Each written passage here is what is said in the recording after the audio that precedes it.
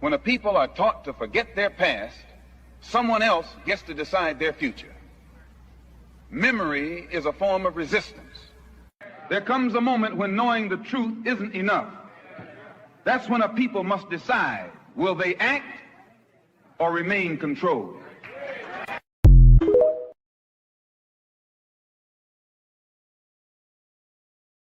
Rich rising, rich rising. I see reparations on the horizon. So, good morning. I hope everybody slept well. Before I get into the program with the videos and everything, I just want to show you this. Fair use. So, if you are in the Chicago area at 618 East 47th Street, Sims Barbershop is having a free back to school giveaway sponsored by Afro Elite, right? So they are in partnership to give away some supplies to the children. And that is on what did I say? August 23rd. Gotta be August because we passed June already. So between 12 p.m. and 3 p.m., and that's Central Standard Time, not Eastern, because they're in Chicago. So y'all go ahead, spread the word, and go over there and grab some really cool items for the kids. Take a load off of yourself, right?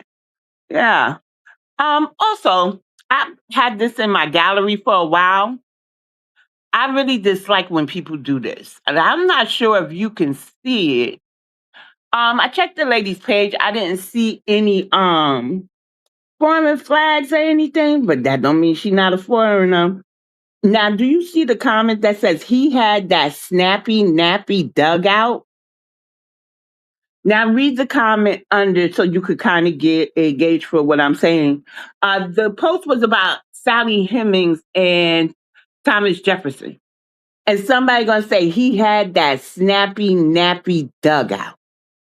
Like how disrespectful. And I guess somebody wrote a comment, but it was removed. And so Miss Lovin was like, saved her for himself, how he did the same thing all other slaves did, take advantage of his position and an opportunist. And I don't give a damn if he wrote it cuts off from there. But the disrespect of it all, I just came over here to show y'all because I was just like, what?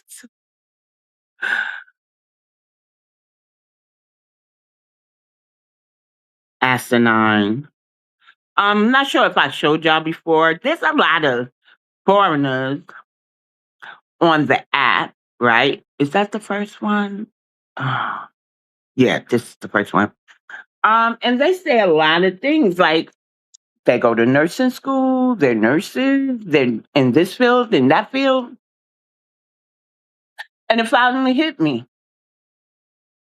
If they ain't got no decorum on this app, and let's not forget the Caribbean was the first ones that was said to have to treat our patients wrong, right? Like they have like this attitude about them in healthcare. So if you are in New York, you can go ahead and this is the way that you would report them.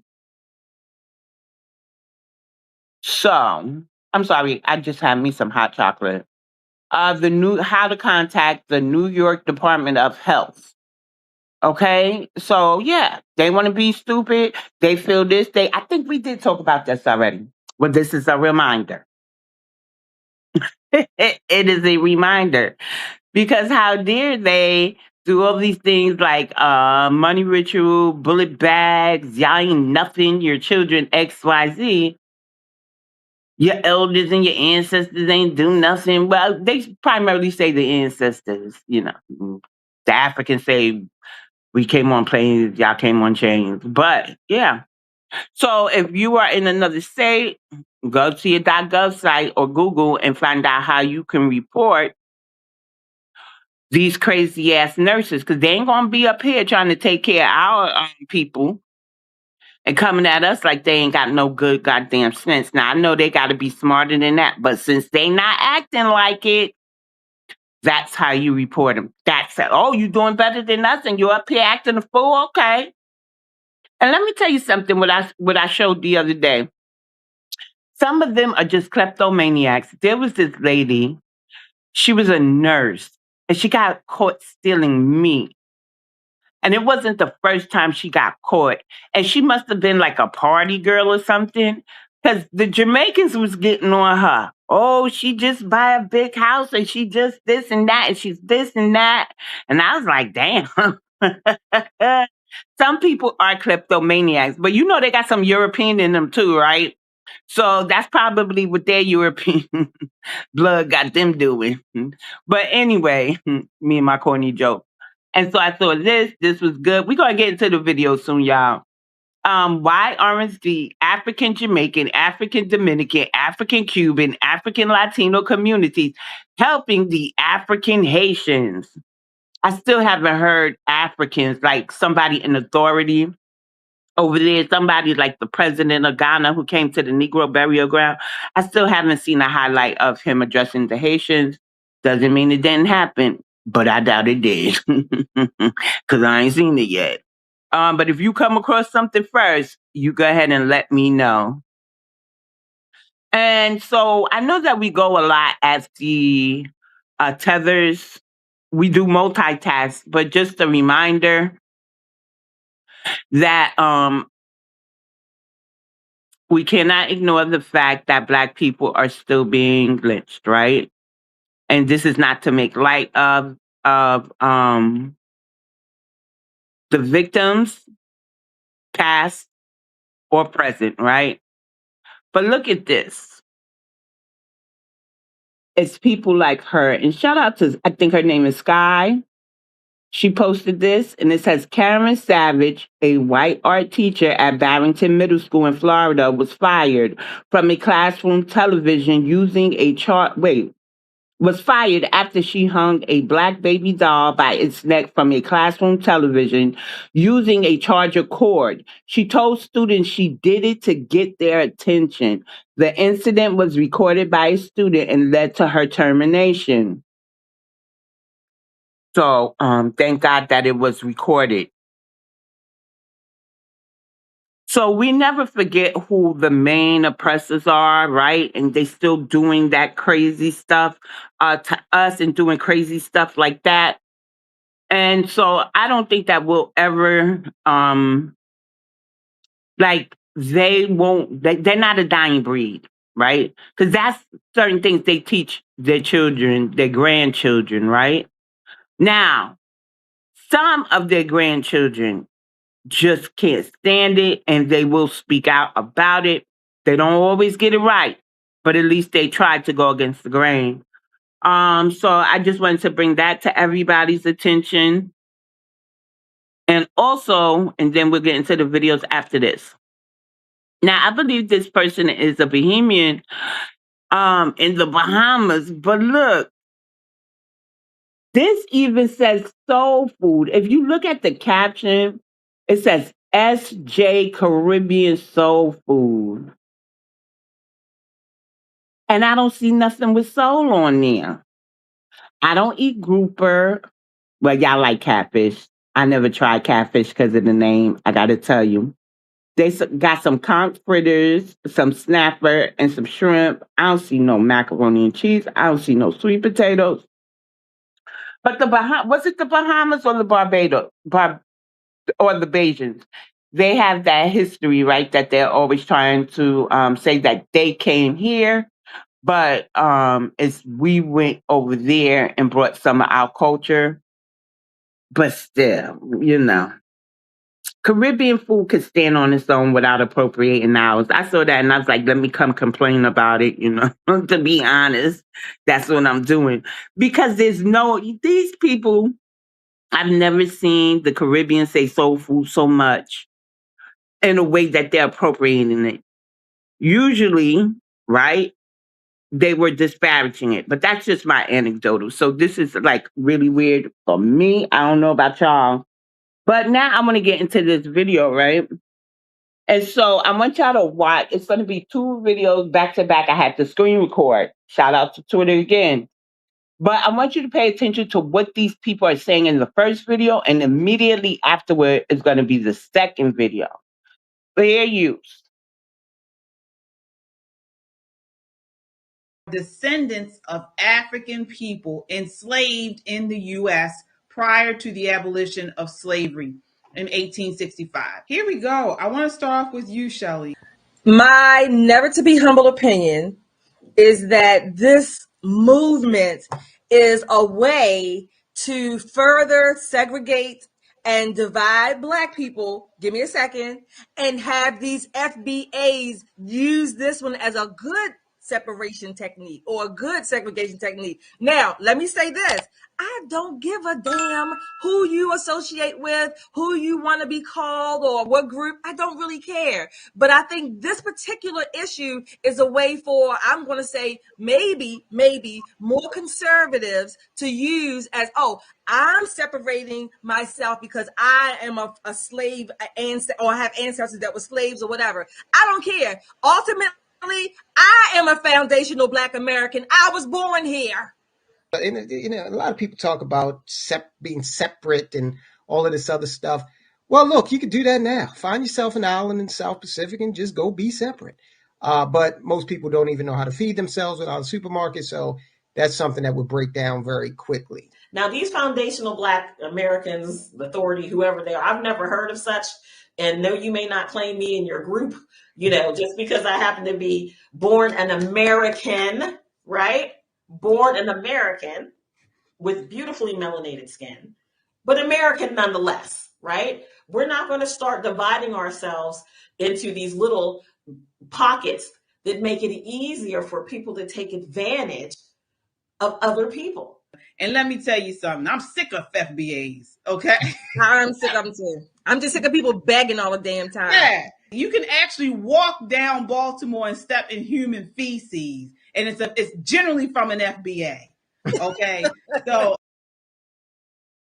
also speaks to, and particularly the Fatima sharing traveler information and flight manifests, passenger records with ICE. Remember, we talked about it every day, every hour. ICE was cross-referencing those names against individuals with final removal orders, overstayed visas, and immigration violations, even without criminal record. Mm-hmm. And so now we have this at the airports. No more home, well, they still do probably the home raids, but of course, this is like a major thing right now that they've been doing.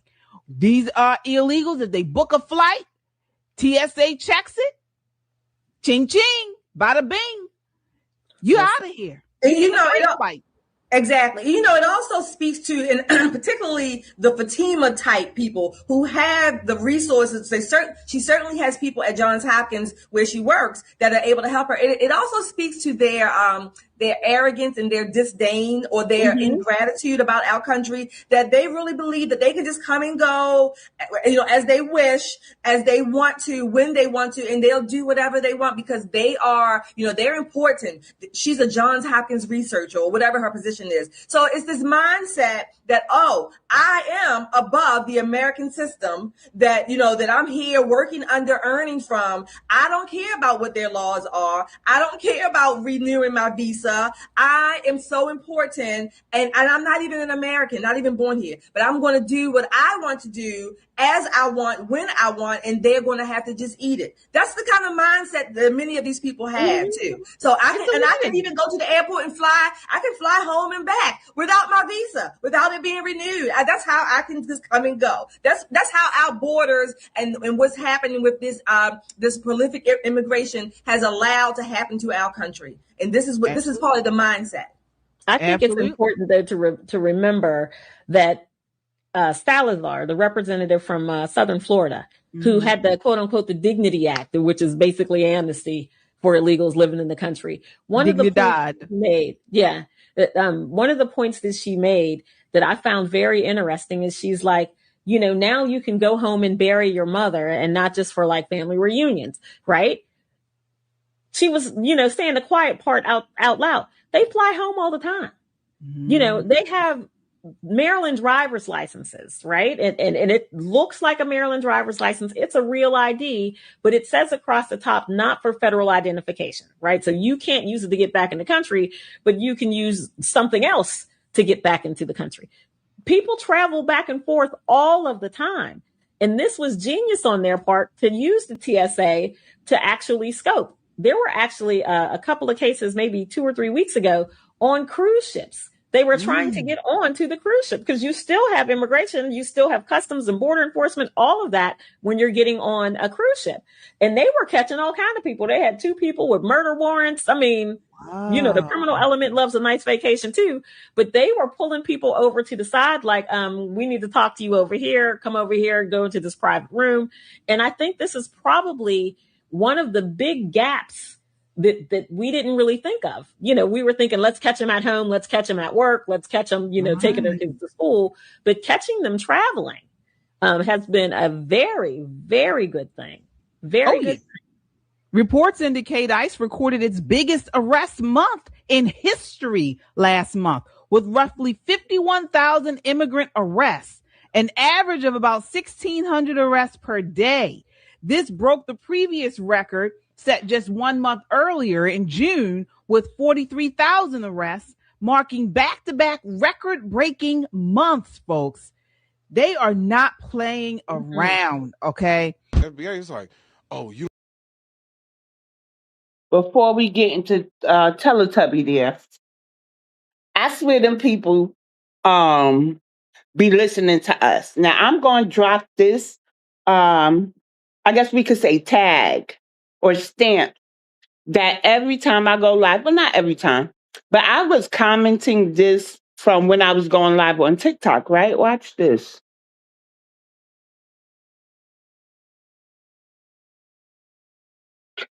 Now that says, contact your representative and tell them to vote no to the Dignity Act, which is basically amnesty for illegal immigrants. Now, didn't she just say that? Which is basically amnesty. I said, what the fuck is that?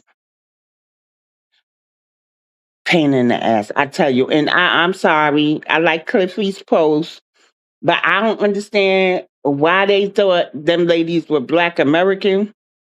They're visible Caribbeans. Now, the one at the end over there, I don't know.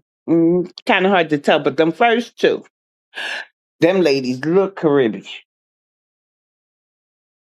Yeah, tell me. Let's get into it, y'all. Well, Black Americans like, nigga, I am a Black American. What the fuck do you mean, nigga? No, I said FBA specifically. I didn't say niggas. I didn't say Black Americans. Because I say Black American. Yeah, same. This foundational shit got you niggas acting weird. Right, because y'all think y'all niggas to the second power or something. Right. Because when they say it, it's not just I'm Black American who descended from Black Americans. They saying it like Black American supremacy. And it's like, part. That's the problem, nigga. That's where we're getting lost. That's the problem, And then nigga. the nigga that y'all listened to was like, it just said it the other day, like, oh, Donald Trump's kind of growing on me. Oh, see. Nah, nigga. And y'all niggas, like, really hate immigrants. Like, y'all. And listen, here's the thing. You're not going to come over here talking hot about my culture. Yeah. You're not going to come over here talking hot about my people. I'm not with that. I'm going to defend that every day. Because they're my people. You talking about me at this point. Right. But I'm also not like, go back to your country. Like, nigga. Be for real. Handle your business. I'm jealous that you know what country you came from. Also, no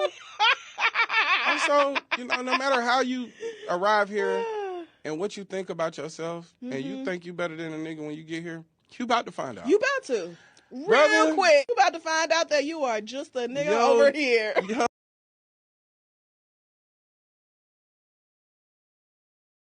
And see, that has to stop.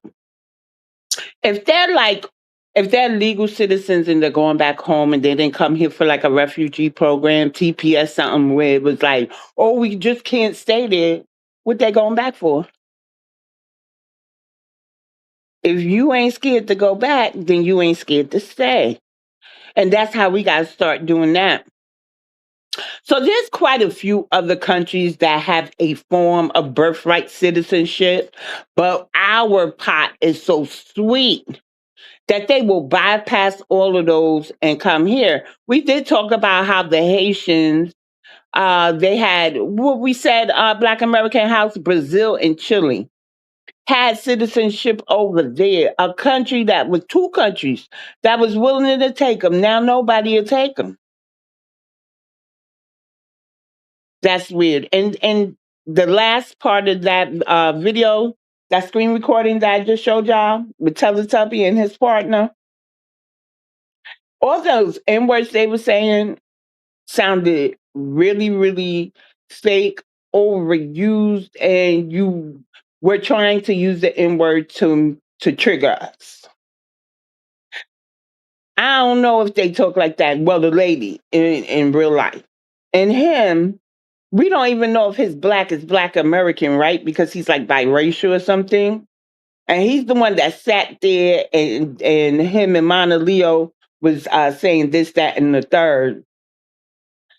So yes, quite a few of us identify as foundational Black American, but that means Black American descendants of U.S. chattel slavery. It's just to make a distinction. You cannot separate Black American from foundational, right? I hope that makes sense. They're interchangeable, really, if you're of the lineage. And people do that weird thing there. And Tyreek did address it on his live. I believe it was yesterday or the day before. That one of those comments he made about Donald Trump growing on the person was actually a dig at Tyreek. So I don't know. People at this point in the game, everybody's changing their rhetoric. You saw the first two videos of the ladies, right? They was getting on FBAs, and although they didn't use too many our references, they're honing in on immigration and understanding what we were trying to say all the time, because they got to change up their content, I guess, to keep the engagement going. But their podcast was it New York Times? Like they won an achievement with that podcast. But I guess that the hype of all of that wore off, and now they realize that even the Dems are changing their rhetoric to take some of our talking points. So I don't know. I think people need to get it together, and I like to issue a challenge to them. Don't say FBA or foundational Black American. Don't put it in your prompts for like 6 months. Let's see how your numbers do. Like find other topics. I mean, we still want to talk about y'all though, because we got 60 years to make up for. And all we doing is talking. You see what the South Africans and the Ghanaians did, right?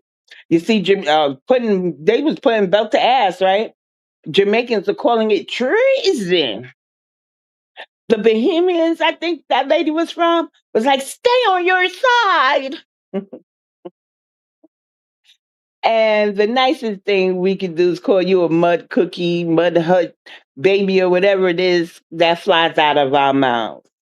Like we literally aren't harming y'all. And New York is so lenient. Some of them might not even get an ankle monitor. Like, you know what I'm saying? They didn't get no ankle monitor like Ohio did. So, I mean, I don't know. I'm waiting for ICE to come get them. But we can move on to the next topic. That's just stuff that I had in my phone that I wanted to talk about and kind of get y'all opinions and stuff. Let me see what y'all saying.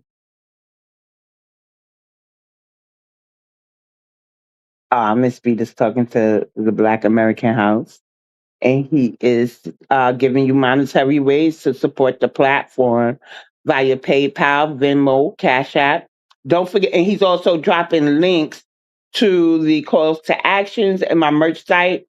So when you log off here, go ahead and check out the bio. I do have books and things up there if you like urban fiction and sci-fi. The sci-fi is an audiobook. Also, there's recommended reading. Black Americans nearly 8 times more likely to be wrongfully convicted of murder. So go ahead and check that out. And if you watch the live that Sister Ish, when she came and graced us with her presence, She noted that our children's exoneration rate is like to the tune of 90%. So they are heavily targeted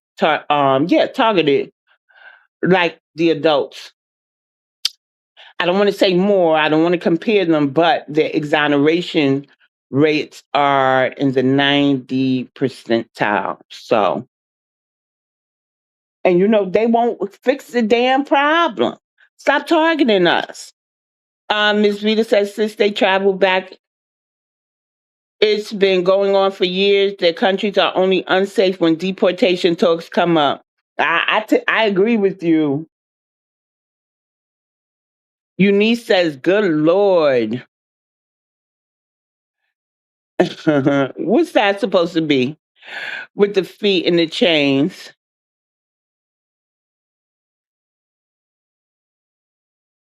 I don't know. You kicking them out?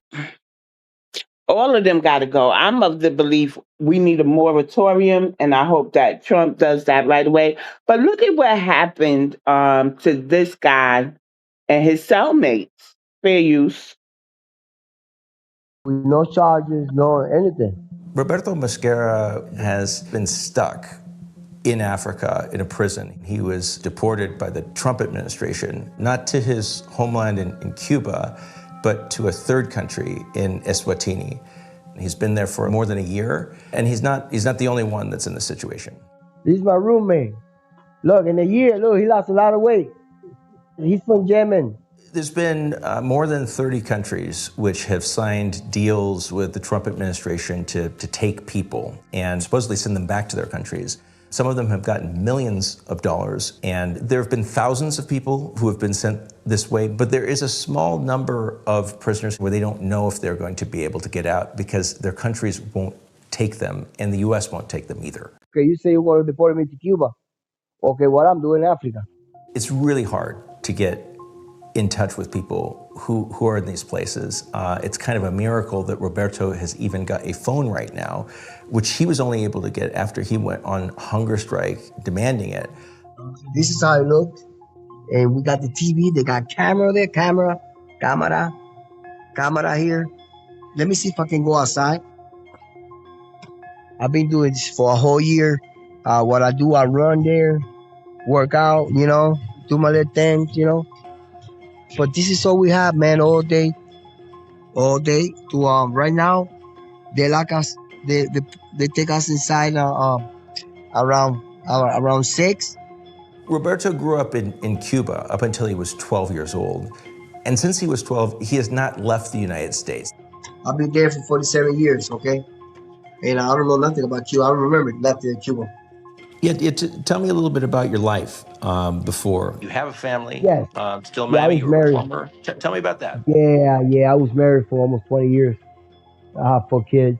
He showed me diary entries that he wrote, and he was almost entirely writing about his relationship with his 10-year-old daughter and how much he wanted to see her. I couldn't even say goodbye when I left. I had a job, good job. They just took my life, man, I worked so hard every single day, man, to go to work and pay taxes. I don't know what happened, man. When Trump returned to office, he specifically said that he was going to come after people with criminal records. In Roberto's case, it was a criminal record from decades ago, which came to haunt him. In the 1990s, he took a plea deal for 9 years. He was released from that, started a new life, became a plumber. But because Roberto had been caught up in a gang when he was a teenager, he never ended up getting a green card to be in the United States. So each year he would go to an immigration appointment, and it was during this last appointment that he had in 2025 that there were ICE agents waiting for him there. And they told him that they were going to deport him. He has a human rights attorney in the United States, but because he's not in American jurisdiction anymore, there's not a lot of legal options for him. The Trump administration does not deny that they have sent these people to Eswatini. I've made multiple attempts to speak to the Eswatini government, which have been denied. It appears to be a situation that they do not want to talk about and keep under wraps. I mean, how do you feel about this situation that you're in, where you don't know if you're going to get out of this place? Bro, Nick, man, I don't know, man. I got faith My daughter's name's Faith, and I got faith that I will see her again. I just want to just go home, man, and see one day I can get out of here, and I hope soon, because time passing, we're getting old. I'm not young anymore, you know? I'm not young anymore.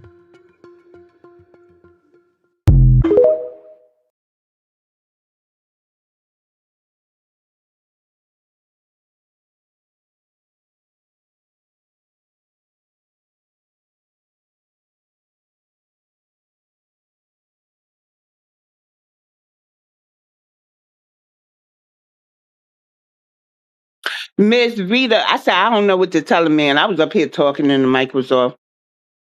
Miss Rita had a very good comment. She said, if countries refuse to take their people back, Trump should stop all foreign aid. And I'm like, yeah, I agree with that, right? But something got to give now.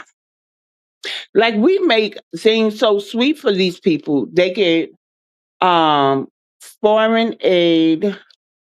The remittance is private, but it does siphon from our communities because where they making this money at.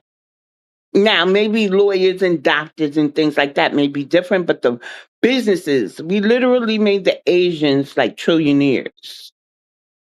Okay, the Africans are kind of hard to gauge because a lot of them don't take cash in their businesses from where I'm at. So that's just my anecdotal, right? I have yet to find one that takes a credit card, but I'm not really looking anymore. So if they say cash, then okay, I was paying cash. But they would have signs, no cash app, no credit. You know what I'm saying? So how do you gauge what they're making? They popping up new businesses every time you turn around. So they got to be making some dough, right? So, for us, boycotting is effective. Staying on top of them to make sure they identify as they are without double and triple dipping and Black/African American. Hopefully, the African American will drop off soon. There's got to be a cap on the remittance. Got to be. And if worse comes to worse, switch your providers. Like, we can't be the only ones high and dry. The pot is so sweet here, but it's all from our doing. It's off of our backs. And it's not just history that they riding in on. They always talk about we don't have nothing, but when you look at their businesses thriving, it's in our communities. Anybody live in the suburbs? Can you tell me if y'all see African, Jamaican, all these other businesses the way you would in a diverse city? Because I'm just tired of them talking about the hood, the hood, the hood. And they are living comfortably enough to send money back in remittance and still tell us we doing bad. But a lot of them are on public assistance too, right?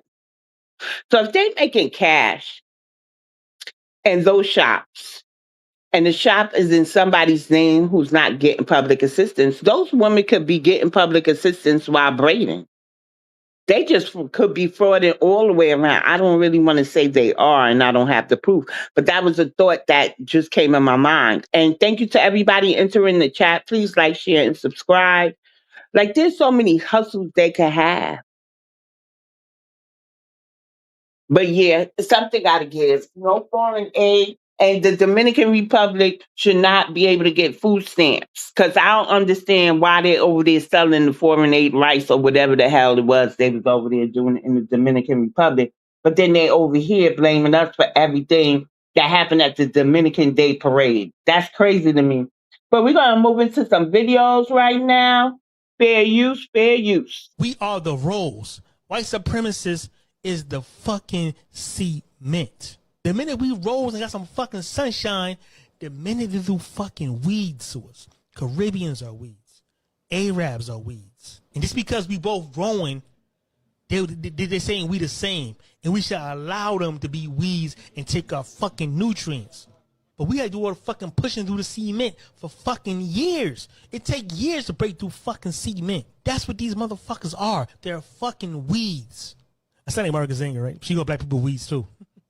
But they are weeds, though. She was right about that, not us. She's right about Africans, though. The motherfuckers is weeds because they're our fucking soil. And they ain't fucking break no cement, so they are fucking weeds.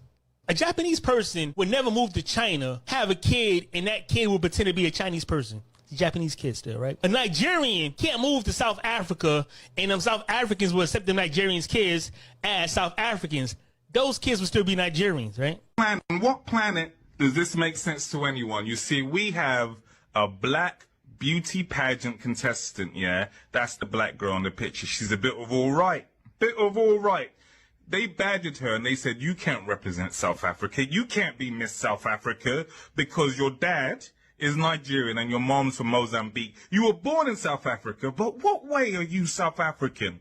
You don't have South African blood. They find out she's a South African citizen, but they just keep badgering her. And eventually she says, you know what? Yeah, I've made it to the late stages of this competition, but I'm gonna pull out. And some people said you should pull out, yeah, because you're not really South African, yeah, because we know what South Africans look like. So who do they pick to be the winner of Miss South Africa? They pick a woman with green eyes.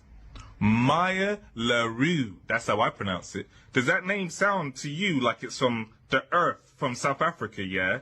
Reverse racism, perhaps? What? A Bangladesh, I'm saying, someone from Bangladesh would go to India and have a kid in India, and that kid still would be from Bangladesh, even though everyone looks alike. Salt and sugar, right? Think about that. An African can speak for another African. One African tribe can't identify as another African tribe. In our own communities, we don't let people from down the hill speak for people from up the hill. We don't let the poor people speak for people in the middle class community. You know what I'm saying? We don't let the crackheads speak for the upstanding citizens. We don't let the hookers speak for, you know what I'm saying, the good women in our communities. We don't let the blood speak for the Crips. We don't let the GD speak for the vice lords. Now, somebody down south can represent somebody from up north. Somebody from the east can represent somebody from the west. We are regional, coastal, and very protected people of our communities. How the fuck we let Africans come and talk for us? How we let Africans come and pretend to be us? Africans and Jamaicans and Caribbeans. We always check ourselves, but we ain't check these fucking outsiders. Ain't that crazy? Nigga, He's so raw, right? But it's the truth. But you know what they say, no good deed goes unpunished. I'm not gonna beat us up too bad about how it happened in the past. We were operating from, kindness and a good moral compass, but we woke now, right? And those who aren't just got to get left behind until they come to their own epiphany, until they have their own epiphany.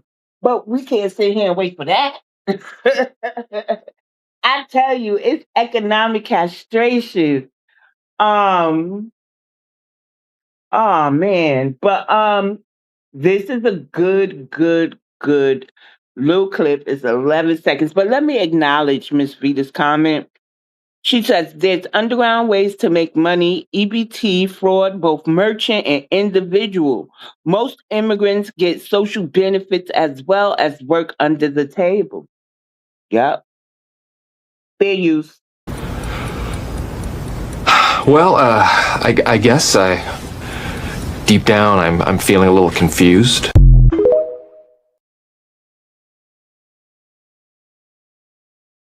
So it did say when illegals say they don't get handouts, but then when they say taking HUD from them will cause homelessness, when HUD, any programs they get is a handout, right? For us, it's assistance. I mean, we paid into the system. How much? Blood, sweat, and tears and all that. We pay taxes. One young girl, young lady, had to be about a year and a half ago. All she kept saying was, I ain't getting deported. I got a degree. I got education. I ain't getting deported. And I'm like, they never heard of RICO charges, people from the military being deported. Like, you can have everything under the sun, but when the feds come for you, honey, when the government come for you, it don't matter. They're going to take your your shit. They're gonna snatch your shit. And if they could auction it off, they will. Do the police still have auctions for the vehicles? Like when the NYPD would tow cars, if people didn't come get their cars in a certain amount of time, then it got sold at the police auction. So I don't even know where they're getting those talking points from. I tell you, their comprehension is low. They don't really do no research, and they're not really around us a lot enough to know what we talk about. Like we probably talked about the people that was catching RICO charges. Not saying we knew them, y'all. Not saying we knew them at all. And white people catch RICO charges. Latinos damn sure catch RICO charges, right? So I don't know what's wrong with them Africans and stuff. So you ain't pay enough. You ain't pay. Can I call it the black tax, y'all? You ain't pay the black American tax. You got to start pouring back into these communities that you take. You bring your businesses. They ain't A1 products. I got to tell you that. You bring your crime and your snotty nosed children. Oh, man, dummy is giving 20. Well, you know what? God bless the people that will get this benefit. I hope that our people are in those numbers. I think they said 22,000 families, low income, who need child care will get free child care. I just pray Black Americans are in it. Now, I don't know how it's going to, hopefully nothing else rise with that. But I know how hard it was paying child care. That's like rent shit. If you get them into a good center, and let me tell you something, y'all. If y'all are in New York, don't bring them to no home daycares. You know where the city helps them open their own daycare and they're in their home. Remember the little Latino boy? The woman was running like she had like a drug ring. He got into the narcotics. Let me watch my mouth, y'all. And now a family is left without their baby. So yeah. So there'll be free daycare, but you gotta wonder what kind of daycare they talking about. Are they talking about them home? Because you know what it is. I think it is. What I think, because I ain't really look into it. But y'all can tell me if I'm wrong. Some of y'all are from New York in here, probably. Um, when you got to do the back to work program, and you could get training in certain things. I think one is the daycare workers, and one was running daycare out of her home, and she was, she had a drug lab. So we really have to be careful, but that's what he's doing, y'all. And you know what that is for, right? It's a smoke screen to give the immigrants, the illegal ones, okay, daycare. Because remember before he was like, well, illegal. I don't think he said illegal. He said undocumented children are technically citizens, and so they get to, get daycare. So people probably got on his ass, and he was like, okay, well, this is how we gonna do it. I don't know. I don't like the men. And there was. I don't know if y'all saw this. Let me see if I'm gonna just put it on and get it out the way so y'all can see it. Fair use. Let me make sure this is it though. Fair use. Well, this just in. We have a Fox News alert from Brooke Taylor. You won't believe this. DHS is confirming that an Afghan national was arrested Tuesday after posting a video of himself on TikTok indicating he was building a bomb with an intended target of the Fort Worth area. Mohammed Dawood Al-Okazai is charged at the state level with making a terroristic threat. According to DHS, listen to this. He came to the United States as part of Operation Allies Welcome. So here you have it. This happened Tuesday. Texas Department of Public Safety. This is a second Afghan national, second one this week. Operation Allies Welcome. He had a terror plot We know it comes the same week that deranged individual, that alleged assassin, took out 2 of our heroic National Guard, came here on the same program, Operation Allies Welcome, a program that we were assured time and time again by Mayorkas, by Jen Psaki, by Joe Biden himself was safe and secure. But here we have a second data point in 1 week that it was not safe. It was not.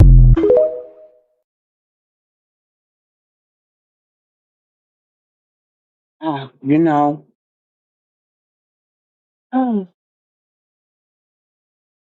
Because my first thought is like round them all up and ship them out. Just get them the fuck up out the country.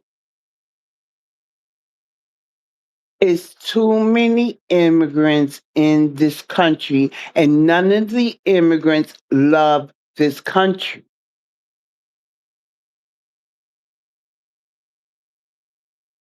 If anything popped off, they're going home or to the best country that would take them. Because these immigrants, you know why they don't want to go back to their nations? Besides the Europeans, I don't believe their nations are really messed up, like the melanated ones.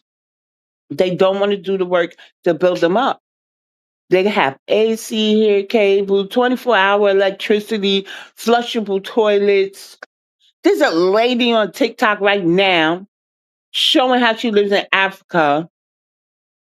And plumbing's not really viable, but at least it's a commode. But she still got to use a little panhandle to pour it on her ass, and she don't buy tissue, so she got to use her and the shower's right there by the toilet. Like that shit would freak me all the way out.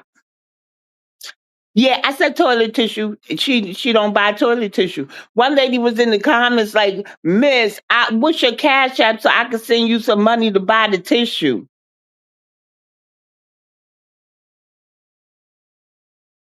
And then others was in the chat like, she choose to live like that because we do have toilet paper. I was like, whatever is the issue over there is nasty. These people are spoiled here. And so to somebody like me looking at the changes in New York, I'm like, oh Lord, it's turning into a third world country. But they still feel it's better than where they came from. Because it is. God damn it, it is. But you know what I noticed when I was driving around yesterday? They would rather sit on the sidewalk in lawn chairs than go across the street to the park. The park was only a few extra steps and there was shade in the park. Why are you sitting next to the building's driveway?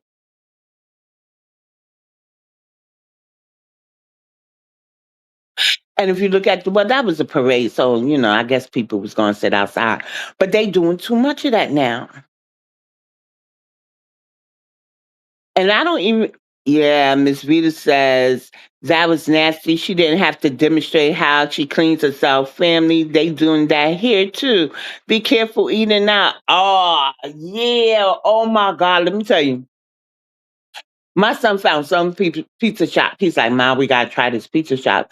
So as I was eating the pizza, I stopped and I remember a video I saw. I said, now listen, who owned the shop? Who was working in there? White folks or Mexicans, right?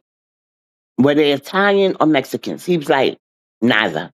I said, oh my God, were they Arab? I said, since when Arabs make pizza? Damn it. You can have this shit. I don't want this shit no more. I'm about to buy some dough. I'm going to have to learn. But it's so hot. I don't know what I want to go vegan.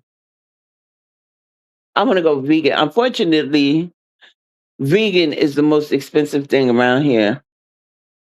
I'm going to have to travel to a better supermarket. The shit is crazy. You laughing? Yeah. I tell you, I was sitting there and I remember the man touching his feet and stuff. I don't even think that man was Arab, but he was some type of foreigner. Could have been an Indian. And then one was sitting there looking like he was trying to cut himself down and this. They don't need restaurants operating that have below us a B. And the B is pushing it because these motherfuckers is nasty. They got to change the grading system of the restaurants.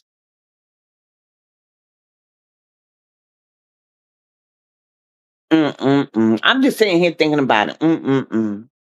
Mm-mm-mm. I gotta cook my own food. I sure did. I said I want this damn pizza. And I took out my beef stew and I heated me up some beef stew. Now I gotta figure out what I'm gonna cook tonight.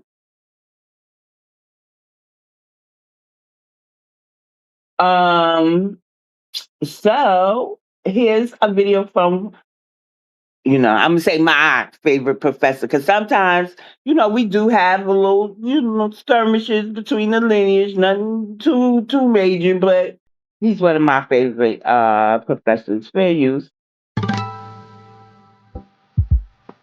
I spent my whole career studying black history. The problem is the history books either lie on us or make us invisible. Until now. Black history is our responsibility, and I took on the challenge. You can purchase my book at ourstoryeducationalpublications.com. My book identifies the real history, the real problem, and the real solution. Buy a copy for you and for your children. Together, let's finally solve this problem. I just want to say this: I'm not paid to advertise anybody's business. I honestly and genuinely like to support our people. And top of the morning to you too, Gerald. Good morning, Rich Rising, Rich Rising. Hey, the unapologetic truth. Yeah. So y'all check out the professor's book. He's also going to be featured in Hidden Color 6. I don't even know when it's coming out, but I think it's coming soon. I feel it. Feel it. Tyreek was asking about venues in New York. And then now Professor is up here advertising his book, with the fact that he's been featured in Hidden Color 6, but it ain't come out yet. So it's coming, it's coming. Oh, it's okay, Jay. I know that you sleep. You work in healthcare, so you gotta get your rest.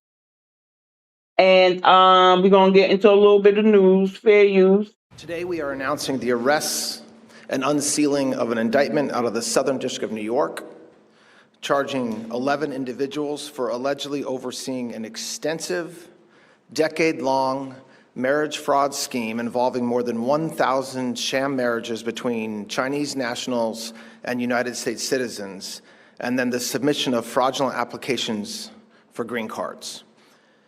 This is one of the largest marriage fraud prosecutions in United States history. This scheme was not a quick fly-by-night operation, but rather a years-long, multi-million-dollar cottage industry to criminally assist people who would not, or legally could not, otherwise become citizens of the United States.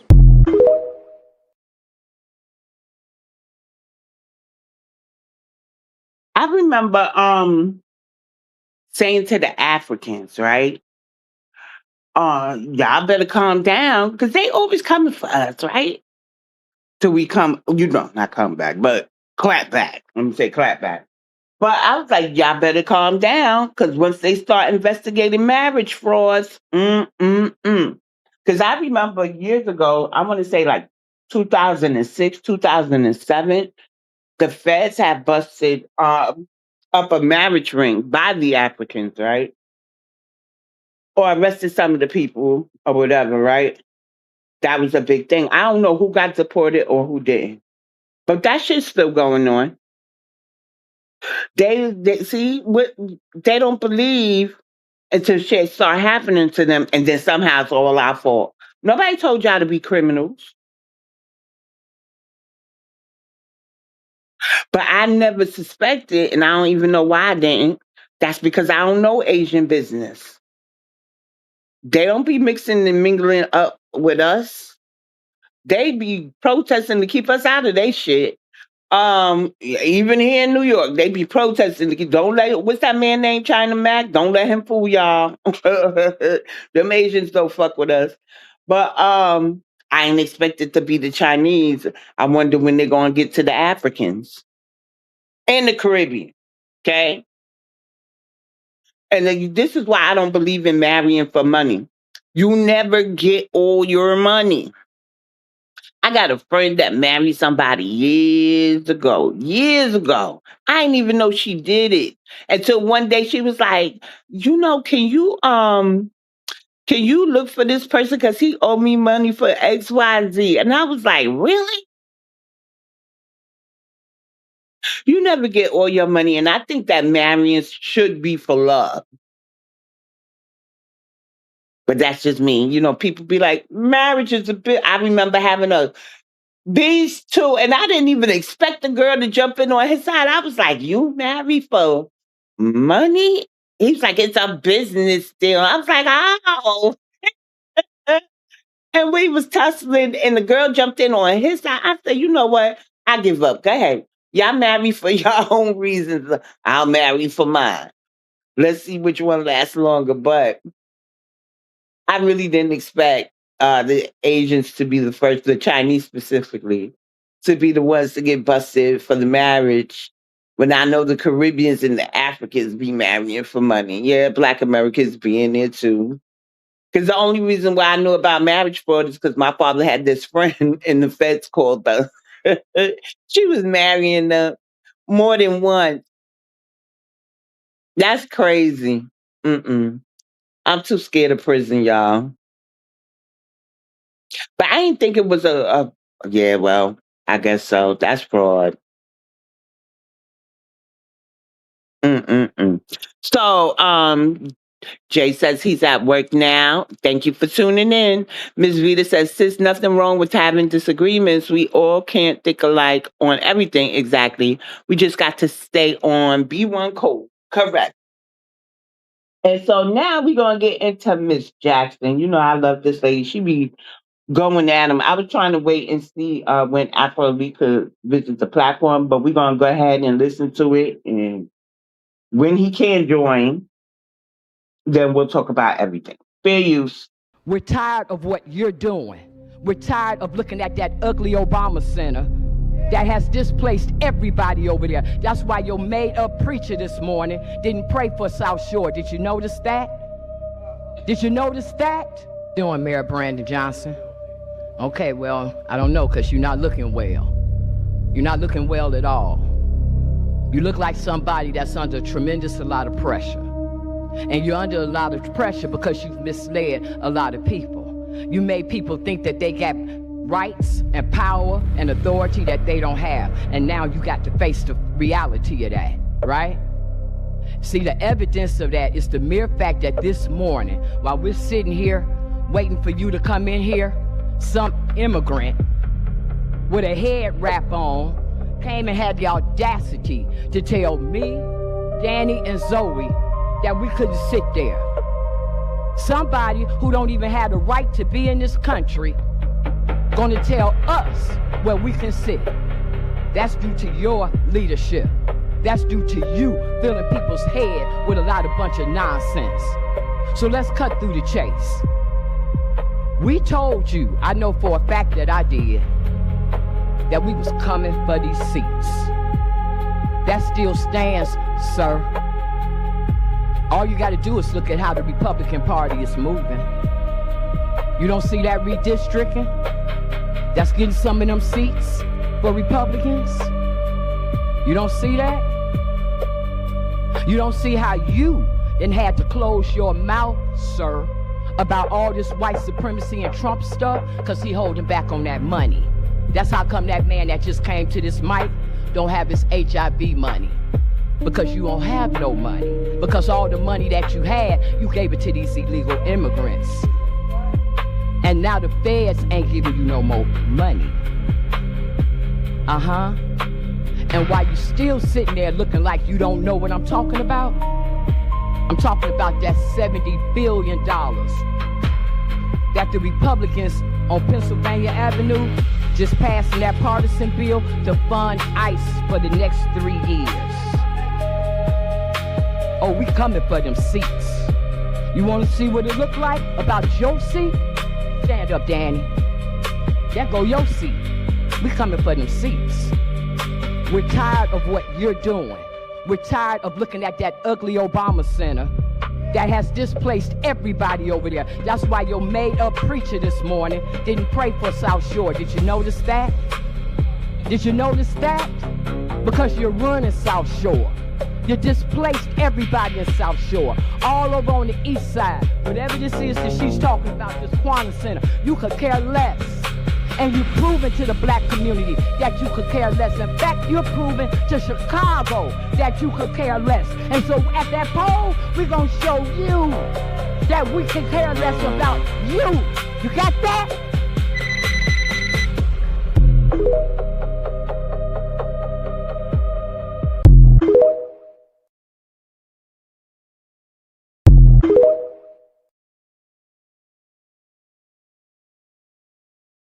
Shout out to Chicago. Shout out to Chicago. I remember when I first seen, I don't really think it was Miss Jackson, but there was like a group, they were dressed in red and they were speaking out about the immigrants. And I was like, wow, wow. And look how far they have come, right? I really want to know, and shout out to Danny running for mayor. When we say that, well, when Miss Jackson said that they were coming for them seats, she meant it. But when we say we have to get in those seats, we got to put some action behind those words. So shout out to the Black Americans, foundational Black Americans that are making a bid for office, who are actively rallying to get in office.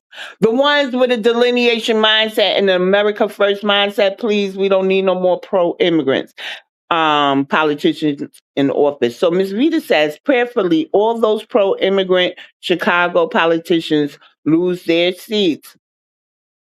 I got to bring this up, but what is wrong with Brandon Johnson? So now what happens that the feds, I really don't know, y'all. I really don't know. I can look it up when I get off here, but hearing that again, I get sidetracked and stuff, but hearing that again, and we all in this room, what happens when the feds withhold the money? Now that, a man didn't have his medicine. But did y'all hear the CBC is requesting the feds get involved with the Nolan Wells case? And so when I shared the post, I said, well, good. They realize that they're in trouble and they need to move. I said, but then I went to Yvette Clark page and I said, about time, but let me tell you something. Your seat still ain't safe. Because now we need to talk about the crime that your immigrants are doing here, or how they have New York looking like a third world country. I was going in on her too. But I think that the Democrats now have they themselves physically in our rooms. Because when we talk about something, then they try to do a little, because I never expected to hear the CBC pushing for the feds to investigate any of the crimes that have happened against us and the victims, most importantly. I didn't think they was going to do it. I thought they were going to remain silent. But the CBC is asking the feds to get involved. But we're going to move to the next video. Fair use. Two things can be true at once. We can stand up for our hardworking immigrants, protect the woman selling her tamales who hasn't hurt a fly, and not protect, criminals like the individual who killed Sheridan Gorman. We should never be okay with protecting that guy. I'm not, but I'll protect that tamale vendor tooth and nail because she was a good mom who took care of her kids, and that's what we should want everybody to do in our city.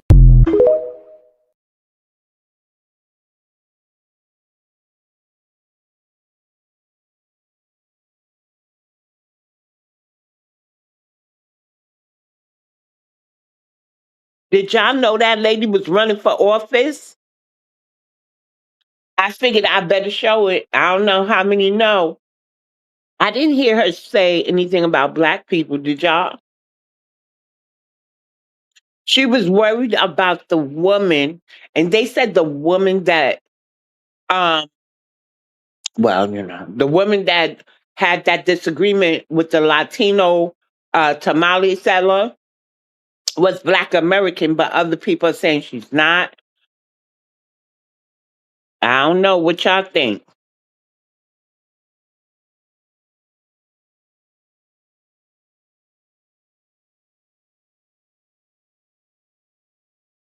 I don't think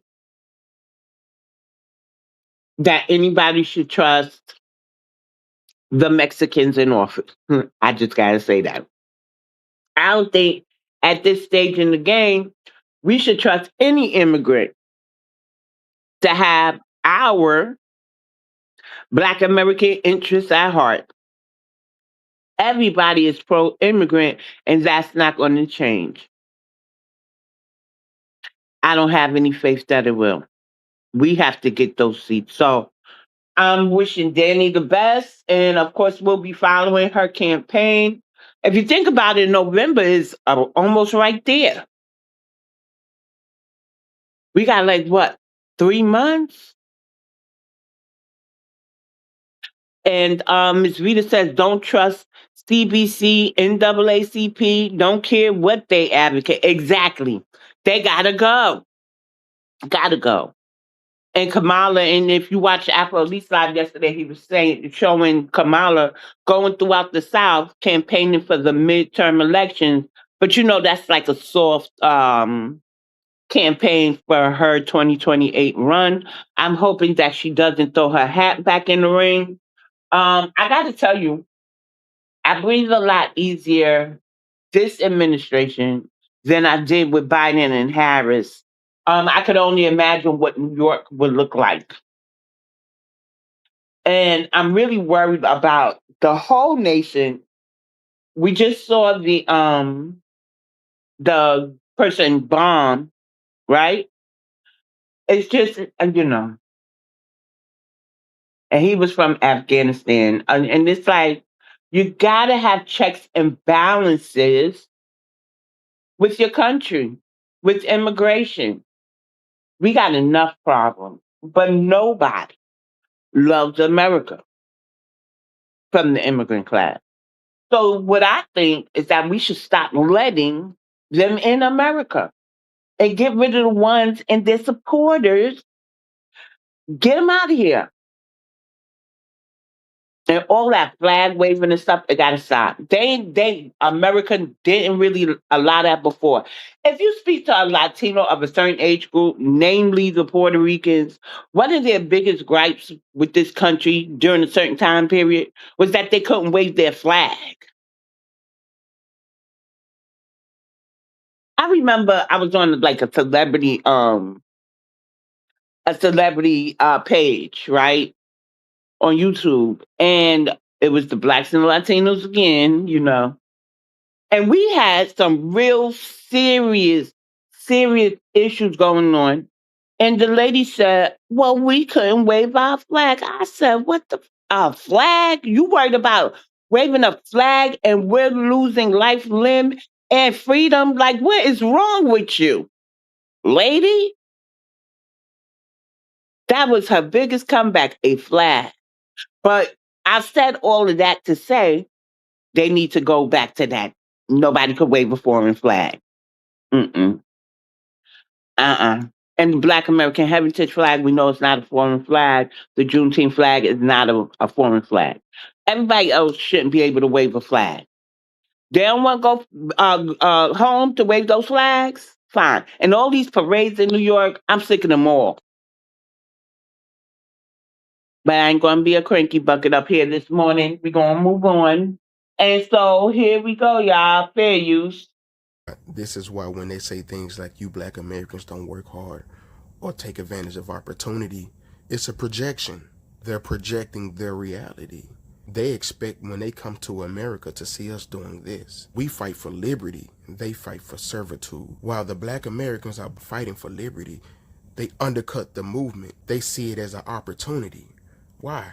Because all they want to do is this. This is why they jump right in line and come work for pennies. They're in competition. He has one on each foot, and they're competing on who's going to give the best massage and serve the best.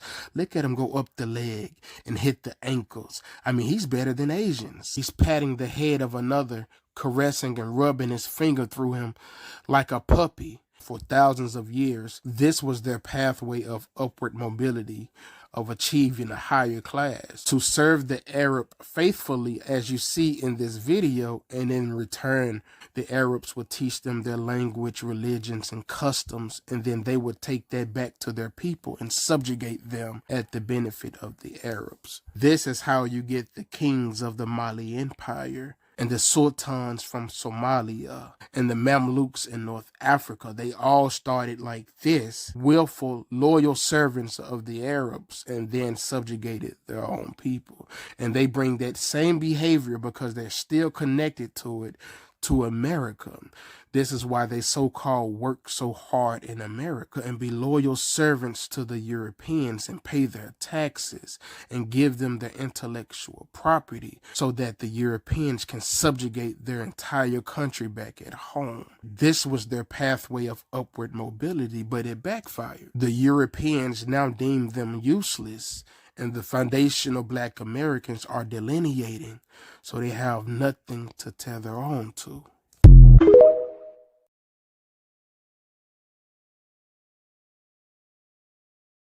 That is crazy. Yeah, Eunice says sick. Yep. Miss Rita says young man in blue look uncomfortable as guys rub his head, look suspect too. But if you are in New York, do you notice when you go in certain stores, it's always one lone African working in an Arab store and stuff? Assalamu alaikum. Walaikum assalam, Ali. Ali says, what's up to the FBA family? But do y'all notice that? If there's any New Yorkers in here, I don't know what it's like in Chicago and all these other places, but yeah, somebody told me that is a form of indentured servitude, meaning they'll pay for their way to come here. And I think we talked about this before. And then the African has to work it off. So I don't know, but that was really weird. And fair use. How did that make you feel knowing that you was the first African American? You talking about the tag? Don't say no, the title, the world title. All right. Yeah, but when what you won did the you world just say? title, WCW. Yeah, but what did you just say? I made this that? mistake with you once. How did you feel? What did that make you feel when you was the first black? There you go. Black. There you go. See, that's why I just want you to get that correction. Gotcha. Okay, right. Let me just say this for everybody that's out there within my voice. That title was won right here in America, not Africa. Okay, that makes me the first black world champion. Understand? My parents fought hard to be called black. All right? That's where we at. All right? Gotcha.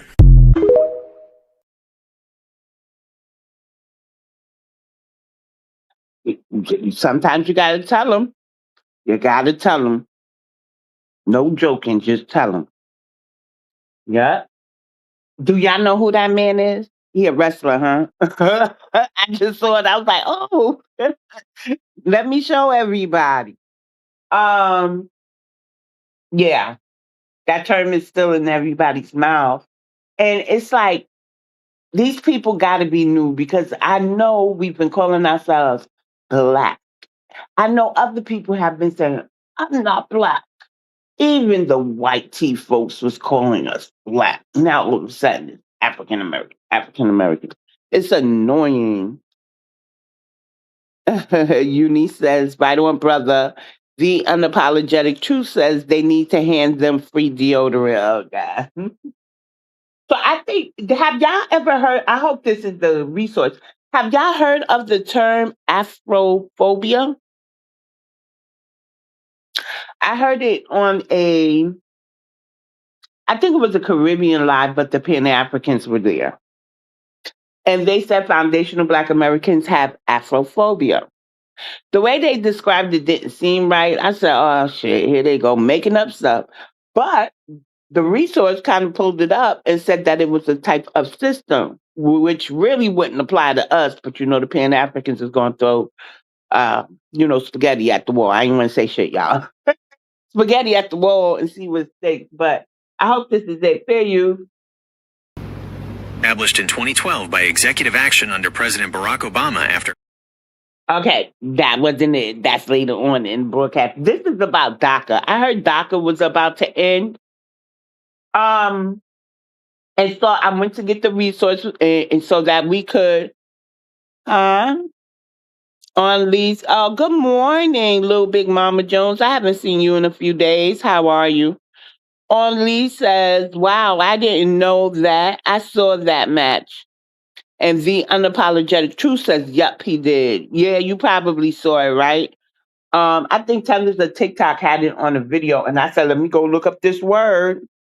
They always trying to put something on us. But I also heard that DACA was going to end. And so I said, let me get the resource and stuff, make sure I have all my ducks in a row when I come bring it to y'all, right? And I'm pretty sure y'all probably do your own research. Of course y'all do. But we can still talk about it. So it's not going to end, they say, but it's going to be extremely restricted. Fair use. Established in 2012 by executive action under President Barack Obama after Congress failed to pass the DREAM Act. The program has not completely ended, but court rulings bar new initial applicants. While the Congressional Black Caucus, CBC, consistently votes for legislative dreamer protections, a distinct group within the Black American community, Foundational Black Americans, FBA, and U.S. descendants of U.S. chattel slavery, maintains a specific position advocating for native lineage protections and reparative justice. History of DACA and the Obama administration. Deferred Action for Childhood Arrivals, DACA, was announced on June 15, 2012, under the administration of President Barack Obama. The impetus. The policy was created through an executive memorandum issued by the Department of Homeland Security, DHS, rather than federal legislation.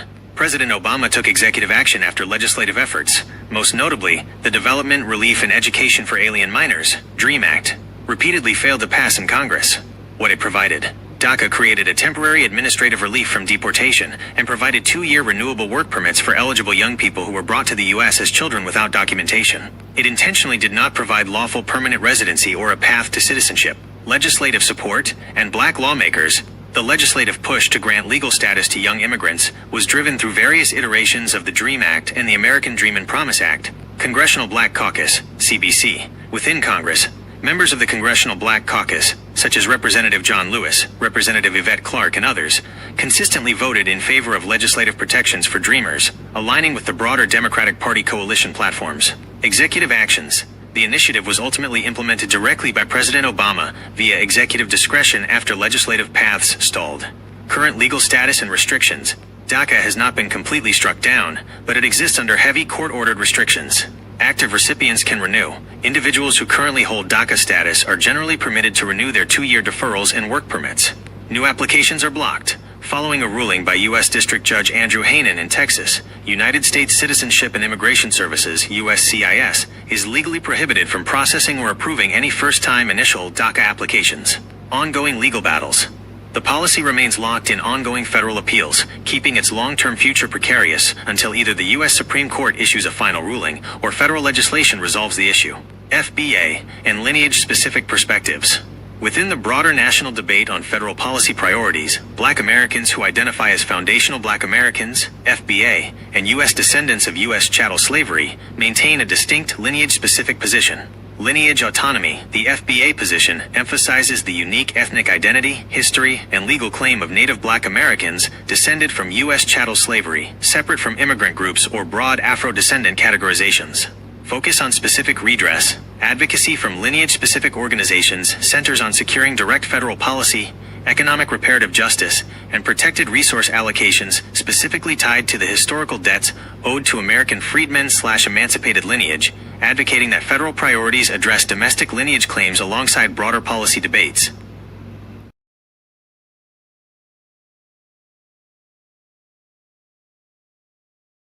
So at this point, right, DACA could end, TPS could end, all these things could end. Like, they knew it wasn't permanent. And did y'all see that New York, okay, is trying to get law firms to represent children in immigration court. A little Big Mama Jones says she's tired but good. She's been in the kitchen making baby foods. That's what's up. So,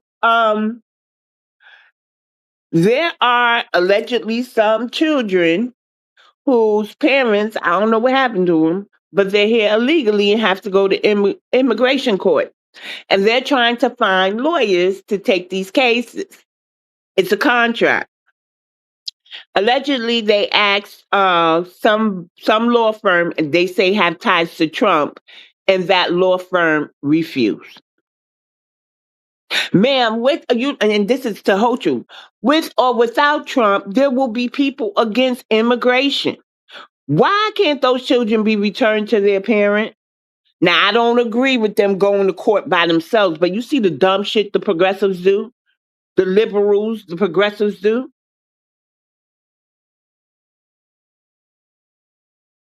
That's crazy. That's asinine. That's the way to get some sympathy. But meanwhile, we still having hearings for our reparations. They pissing me off. Uni says that's good, great news. It's time for a little humor, y'all. Fair use. Welcome to 154, the show where we, who are part of the 54 countries of Africa, focus on one place not actually in Africa. Today we discuss foundational Black Americans. Don't move. Let's begin.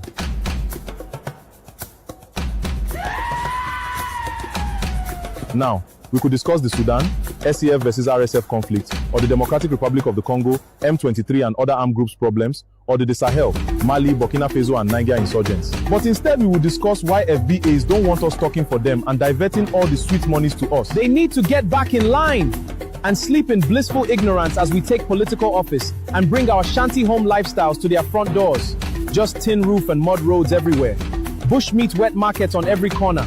Chicago would be absolutely beautiful. It will be an Umtumbe revolution. First we take over their music, then the entire world. Our hard work will prevail over the lazy Akatas. And when everything is said and done, finally the white man will love us and only us.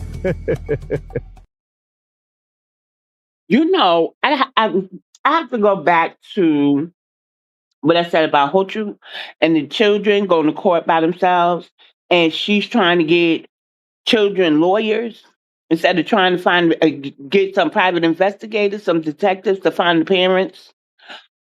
We have children in foster care that's not really supposed to be in foster care, right? Are they giving them lawyers? You know, when the other video was playing, when I said time for a little humor, y'all, I really something just, what do you, BX? Like, BX, are you serious? And I was just like, oh shit. You know, we have children in foster care that were wrongfully taken from the home. We have been targeted through foster care, right? What foster care has been weaponized against us. And you up there pleading to get some immigrant children undocumented at that, a lawyer? I think they purposely split up those the parents from the children. They said something about the children walking to the border by themselves. And the only thing that I could think of is, remember when they were saying that some children were separated from their parents? This was like last administration, or I don't think it was Obama, but it could have been, you know, from Obama transitioning into Trump administration, and they were saying they can't find the children, and this amount of children are missing. Don't tell me they popped up with the children. Like, look, they don't have them parent. They trying to bring the children that was missing. To where these children come from, y'all. You know, New York got to know. I don't want to hear that. And Ali says that's too funny. Eunice says, no, they look at us as chopped liver. They should be getting lawyers. Our children that are in foster care. Of course. That's crazy. That really is. That kind of just blew my mind. I was like, wow, you know? Fair use. So you're saying, and I hear this start with you guys about, oh yeah, the Chinese taking over your country, the Chinese. First of all, pertaining to our brothers and sisters in America, which is Black Americans, right? I would look and say, well, if you're going to say that to us, you're not sitting in a better seat than us because the white man own your shit. Everybody else own your shit. The Italians, everybody. Hold on. Okay. You see what I'm saying? Wait. Do you understand what I'm saying? No, Yes or I don't. There's a difference. Oh, you don't understand? There's So a you want difference. clarity then? Hold on. There's a difference. The difference. Tell me is, the difference. The difference is you had a chance to stay independent. You had a chance to develop your country, participate in trades, bring wealth to the country, and you failed. You failed at it, and that's why you needed the Chinese. We never got that opportunity to stay independent. They kept attacking us. Hold on. They kept attacking us so we don't become independent. When we did have 1 month of being independent, they came back and they took the land back. You guys had years and failed. Matter of fact, you prefer to have somebody come into your country and build for you. Them Chinese people done did a lot for you niggas. I done heard so many Jamaicans say they like the Chinese because they come in and they build infrastructure while y'all ain't do nothing. So yes, Okay, there's a difference. let me answer you. Hold on. Brother, you had your own island. Don't y'all come to America and say, we got our own island, man. We got our own country. And y'all niggas never there.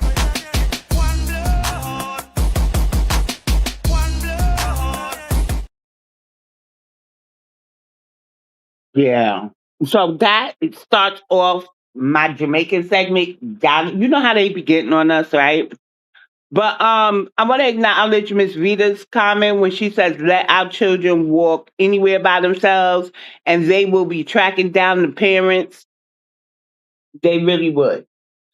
There's always gonna, well, let me not say always gonna be, because we're gonna make sure there's no more double standard after or everything we just seen with the illegal immigrants and all this stuff they out there doing. Watch this. I found this very interesting. Fair use. Number one, Jamaica is not an African nation. It's not a black country. We identify as an ethnically diverse society. People, please just stop it. Out of many, one people, Jamaicans. We do not hyphenate and we do not encourage separation by race. Number two, this one's mine.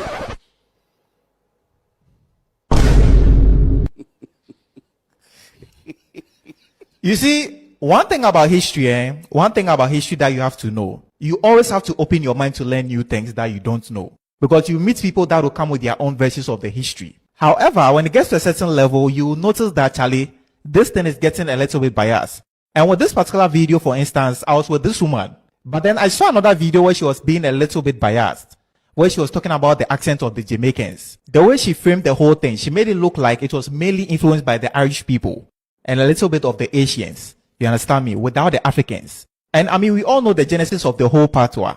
It's true Jamaica is a collection of different cultures, of different people. But when you look at the population, nobody should tell you that Africans were dominant. Apart from the original inhabitants of the land, the Red Ware people, who are the ancestors of the Tainos. Over 900,000 people were brought to this place, most popularly West Africa. The only non-African group of people that dominated the area, apart from the Africans, were the Irish people, who were brought in the 1600s by the British people after they conquered their land. Now, for those of you who don't know, Ireland was the first country to be colonized by the British, even before coming to Africa. But then, unlike the Africans, they came as indentured servants. They signed contracts to work in Jamaica, and that is where they formed what is called the Hiberno English, which is what they brought to Jamaica. Due to proximity and the way they were working with them on the plantation, they taught the West African people who were speaking the Pidgin and the Creole this type of English. This is what they mixed together and then came up with the patois. Now, these Chinese and the Indian people, they came around 1854 after the abolition of the slave trade in 1834, when most of the black people stopped working on the plantation. These Asians were brought to come and replace them. So they also came in as indentured servants. They contributed with their food,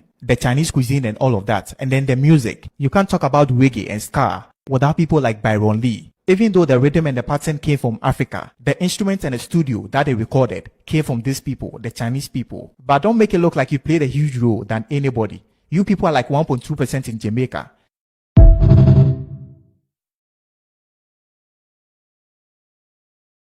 I bet you they regret that saying now. But you know what I find? I find he the only one complaining. Because, every time we take up for the Jamaicans when it comes to like the Asians or the white folks, they tell us to mind our business. And that's what I'm going to do, but I'm still show y'all, right? uh, fair use. Oh, and I just realized I got that video from the Unapologetic Truth. Yes. Thank you, nephew. Fair use. Right now, Jamaica is being used as America's dumping ground. And most Jamaicans found out from a protest, not their own government. In 2026, Jamaica quietly entered an agreement with Washington to accept migrants deported from the United States, who are not even Jamaican. These are third country nationals, people from other parts of the world, being routed through Jamaica because the U.S. does not want to deal with sending them home directly. Hundreds of protesters gathered in Kingston in July, demanding answers about a deal they never voted on. This is not the first time a Caribbean nation has been asked to absorb America's immigration problem. Dominica, Antigua, and Guyana have all faced similar pressure, each negotiating their own limits. Jamaica's government has defended the arrangement as a diplomatic necessity, a small price to keep the broader U.S. relationship intact. But on the ground, Jamaicans are asking a harder question. If the country cannot say no to Washington, how independent is it really? A federal court in the U.S. already ruled this kind of third country removal policy unlawful. It is still happening anyway, while the appeal plays out. Jamaica is caught in the middle of an American legal fight it did not start. Follow and subscribe to Jamaica Untold Stories for more.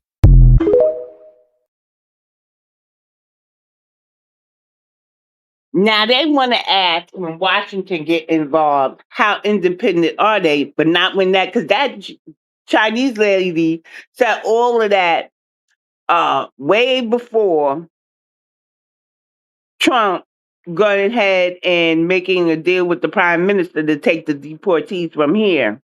They got a bias. They biased against us, y'all. I don't know. At this point, I'm just, you know what I'm saying? Mexican repatriation is very possible. Okay? They keep playing with us. That's what's going to happen. They just keep playing with us. And then Ms. Rita says, well, Jamaicans have same issues as us, non-blacks in politics. I think there's a few Asians high in office, reasons why so many Asians are buying up properties. Oh. No. I just want them to focus on the right thing and take Yvette Clarke out of our government. Westmore, Brian Donalds, all them immigrants.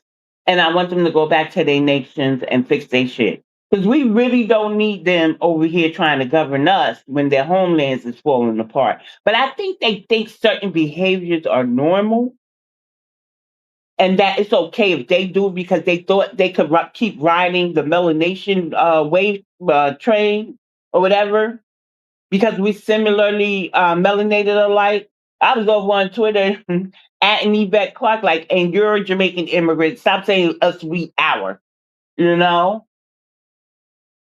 And I honestly believe that the CBC knows that the Democrats are in trouble. So now, yeah, they're going to pick one of our injustices to try to rally behind.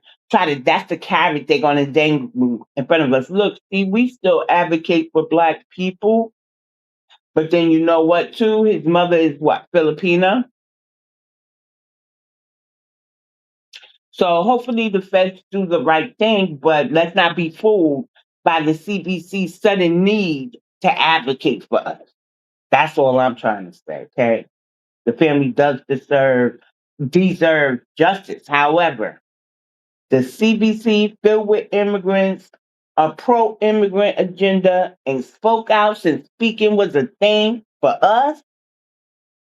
I don't trust their intentions. That's what I'm trying to tell y'all. And so we're going to get into this fair use. Because they are aware and they don't want to lose. It blows my mind because we are literally nothing without the immigrant community. Yes. You know, and I'm just excited because I don't think that enough of us recognize how tied they don't want to lose access to our true wealth, which is our talent. And so I'm hoping that people realize that we have the ability to profit from our own talent. And I want to give us the tools to do so, and I do that every single day. No, for one, thank you. I love what you're doing. And I think that what you're speaking on is we have the talent, but there's one thing also that they're being oppressed from, which is exposure.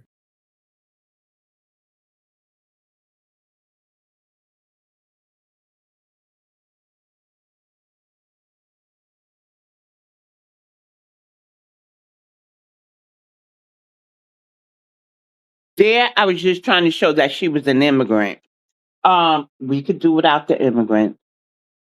Everything in this country would still function without the immigrant. In fact, we'll have some of the unemployed who are really of the soil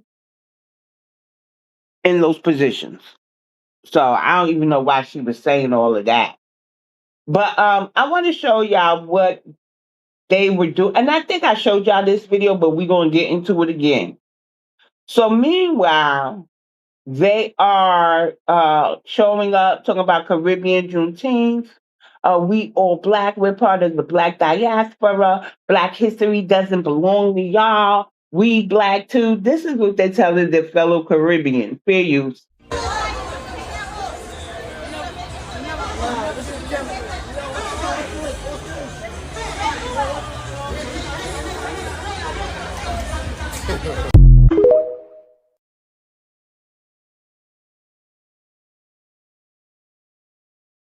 And none of us showed up there at their parade with our flags. You know, some common decency, some reciprocal behavior.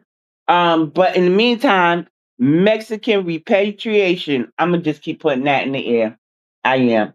Eunice said, "Oh no." Safer says, "Hi, Safer. Haven't seen you in a while either. How are you?"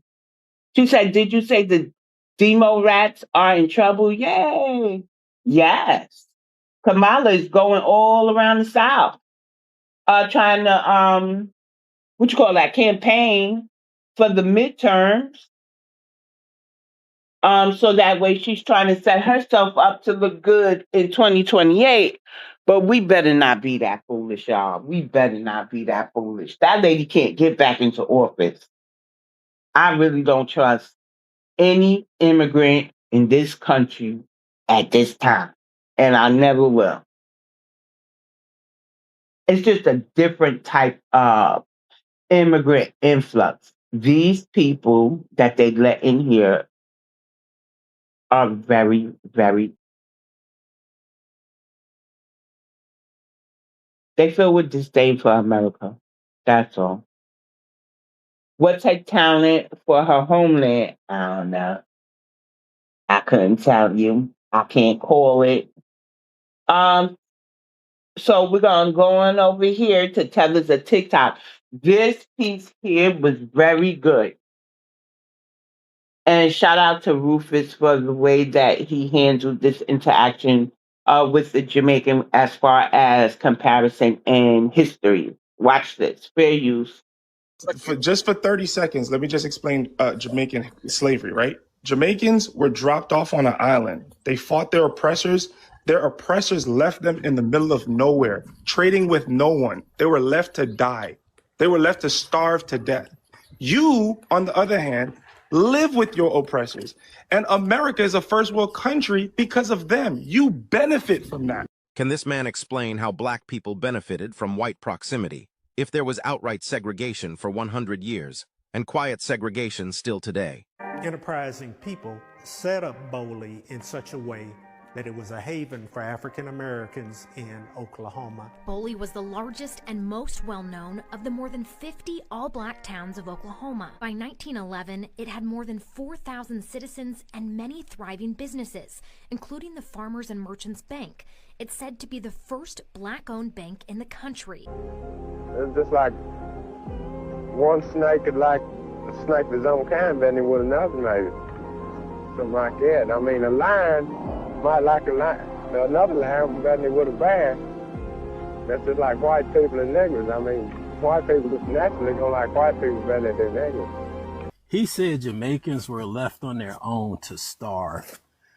After slavery in the United States, Black Americans were sent out into the wilderness, butt naked. What is Reconstruction?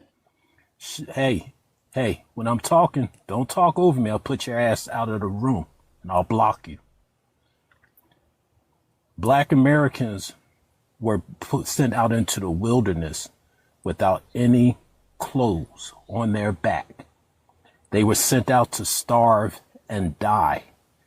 You know, Caucasians thought that all they would have to do was come behind them and bury and pick up the bones or whatever the fuck the case may be. When they came through, we had turned the wilderness into towns. After slavery, Black Americans built entire towns from nothing. Doctors, lawyers, hotels, hospitals, thriving communities. White mobs burned most of them to the ground. They say never forget about everything else, but always exclude the history of Black Americans from that idea. Over 50 black towns were destroyed in America. Towns doing trade with each other. We clothed ourselves, we built buildings, we took the forest, the wilderness, and turned it into a fucking city. And we did so well at it that we started competing against your white God. Then your white God sent what they called the Night Riders through to burn down the towns that we had built. Over 50 black towns were destroyed in America. And we endured that and we rebuilt. I got a couple clips. If anybody can play the audio where economists, well-respected fucking economists are talking about how Black Americans are the pinnacle of financial security in the world, not just in the United States, in the world. How Black Americans are the pinnacle of financial responsibility.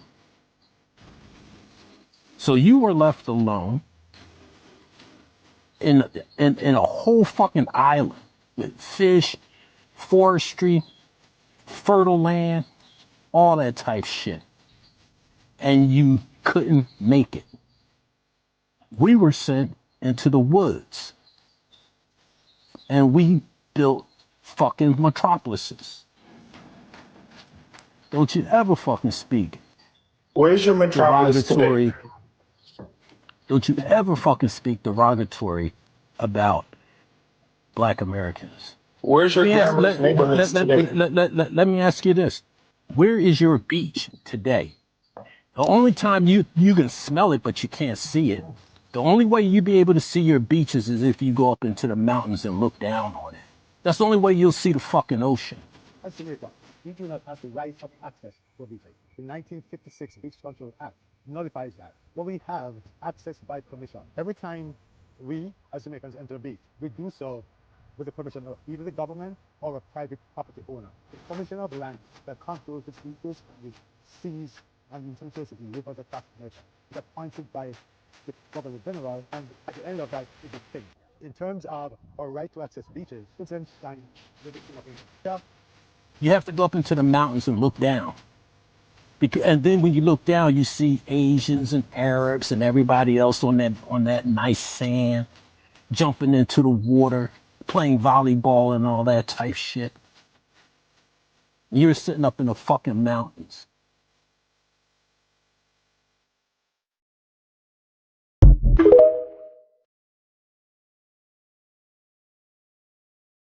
He told him, I'm telling you, because they get on my nerves with that. All immigrants do this, right?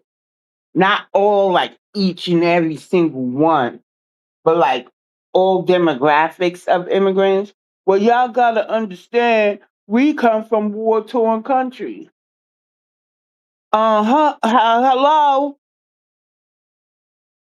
The first bombs in this nation that hit this nation was our community. So they are annoying. but we're going to switch gears and then I'm going to wind it down. Look at this mess. Now, did I tell y'all that they're, so I got this information from D's platform, y'all, D and Fresh. Like there is a support group for women who have been scammed by the Africans. And so I was looking for the support group to see what I could see, but yeah, it's just nothing nice. But look at this here, fair use. I'm sorry? Can you give me money? No. How are you doing? Good. Are you requesting prayer? Huh? Are you requesting prayer? Prayer how? Okay. Maybe you're on the wrong platform. Wrong platform? Are you? No, how? Are you needing prayer? Where are you from? I'm from the United States. Do you want me to pray for you? Pray. Yes, you want me to pray? Can you give me money?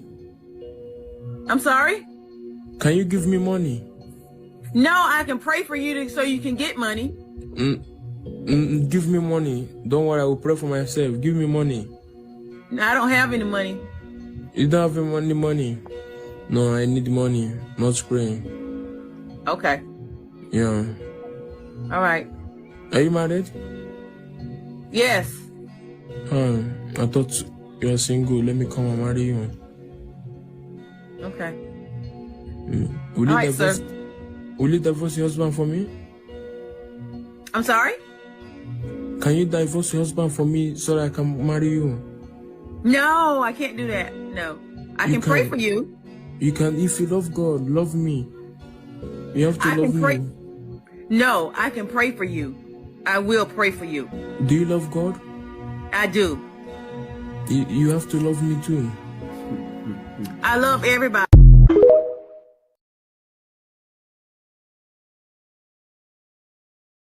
I would have just went ahead and blocked him. I don't know, because I don't think it's a skidness reader. But then again, you never know, right? Hey, Jackie. But there are some ladies giving horror stories about how they married an African and wound up being scammed. Okay, I'll send it to you, Jay. But look at this fool on the dating show. Fair use.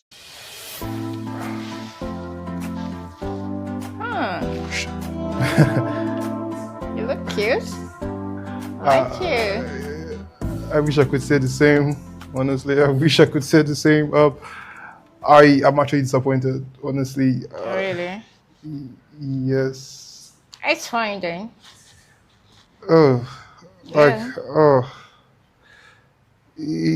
Okay. Yeah. You know what?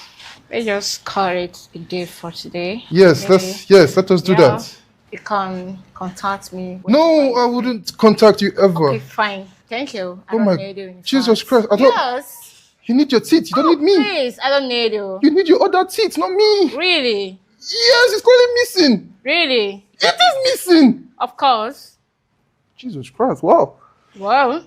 You are hard to look at. Like. Okay, fine. Why am I, excuse me, sir, why am I even wasting time communicating with someone like you? Do you like looking at yourself? Serious, I even think that you even have manners to talk. Don't you have manners? I was hoping you were fine. Excuse me, please. Excuse me, I don't want to talk to you. You are excused. I said I don't want to talk to you. You're excused. I am done. Today, I'm done. Done. No, like you have kids in me. I'm done. What will kids look like? Your team. What will kids look like? Like you want to give them the genes that you have? Like really, you want to give your genes to somebody? Anyway, I'm not the one that created myself. You understand? True. I am not the one that created myself. True. Do you understand? It's based on accident stuff. Sure. So fuck it, there. I am no longer interested with someone disgusting like you who cannot even ask the girlfriend what happened to you. Do you understand? You like to fight. I don't like fighting, but based on the way you have many injuries and, on your face. You know, you have everything. like many injuries on your face. I just thought you like to fight. Like Really? There's an injury here, injury here, injury here. Like Duh. all It's over. not your face, right? I am glad it's not my face. It's not your face. Yeah, I'm It's glad. mine. I am glad it's not my face. So let's just cut everything off. Call what? Let's cut it off. Call what? I'm not interested. English where? In fact, I'm done communicating with you. English from where? I am done communicating with you. Really? Yeah. Really? Yeah. You said I was cute. I don't want to know. In fact, you're no longer cute. Okay? You're not. Let me just collect my... In fact, I'm collecting back my compliments. Let's cut it back. I'm collecting back my compliments. So I'm still cute. I'm not interested in you. And you're not cute any longer. I'm not? That is it. Okay. Fuck it there. You would never be cute. I'm cute. I'm much beautiful than you. As can see, healthy baby. Can't you see it? Such expensive babe like me. Beauty beast. You know that story, Beauty and the Beast. Are you trying to insult me? No. I said, What do do you you know the story? mean? Do you know the story of Beauty and the Beast? What do you mean by that? Don't you know the See, story? bros. See, ba. Okay, I don't bros. Okay, Ali, have a blessed day. That was crazy. I don't know. Maybe she couldn't afford no dentures. She didn't know how to put on a mask. You know, gotta learn how to accentuate the good parts and hide the stuff you can't fix right away. They just not that creative. But listen to this story. There's a lot of Trump supporters who are immigrants are literally getting their wake-up call. That's how I'm going to put it. Fair use. That was crazy. Oh, I don't know, Safer. Ali says, if she had money, he would have changed his mind. Safer said, why are these two still talking to each other? Wow, I don't know. You know, sometimes pride and ego will prevent you from just walking away at times. And I think that's what we were looking at there. Fair use. Just happened with the immigrants is really sad. It's really depressing. I watched a little girl on TikTok, 19 or 20, tell a story about how her father is terminally ill. The doctor gave her father 6 months to live, and ICE came to get her father and locked his ass up. She said there's no way it's for a person to die. She needs help. She wants people to rally behind her to help get her father out. And she finishes off her speech with, it really hurts worse knowing that I voted for Donald Trump. At least she was honest. Listen, hey. Esmeralda, I appreciate you being honest, babe. And I'm so sorry for your dad. But that gonna die in there. He done. What you need to do is get you a plot and try to make out a deal to get that body. Because they might spark his ass up and chop him into a taco. You know they eating him now. Sucks to be you, Esmeralda. Yeah. We told you not to do that. You know why? Because you are selfish. You men and women are selfish. Because even if you did fall for the lie, I can understand that. You fall for the lie to this president say he's going to get out the bad ones, right? But the fact that you secretly judge some of your brothers and sisters that over that same gate you came over is the crazy part. You know your cousin Hector got a DUI. What about Hector? You wasn't worried about Hector, was you? Fuck you.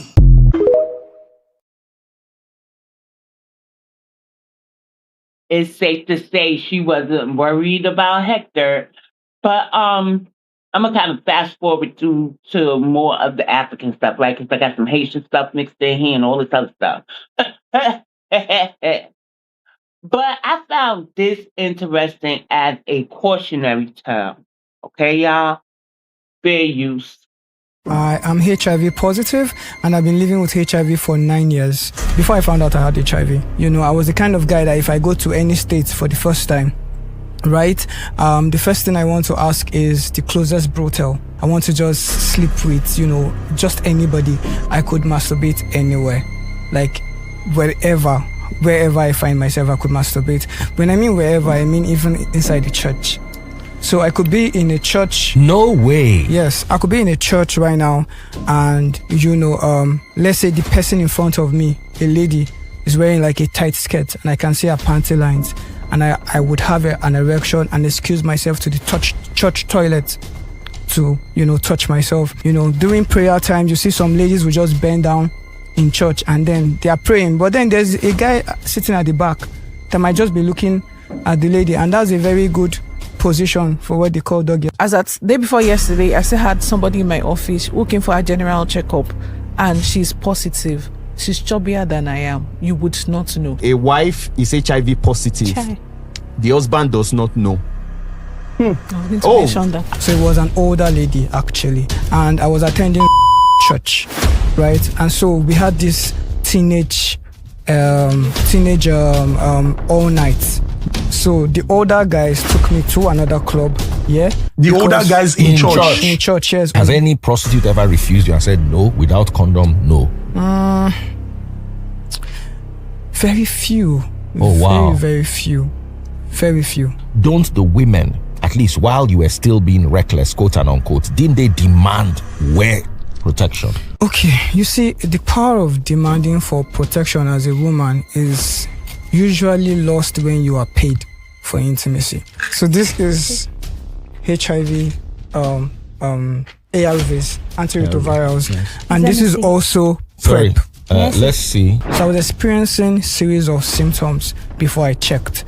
And then there were 7 main symptoms I was experiencing. I was experiencing diarrhea, I was experiencing fever.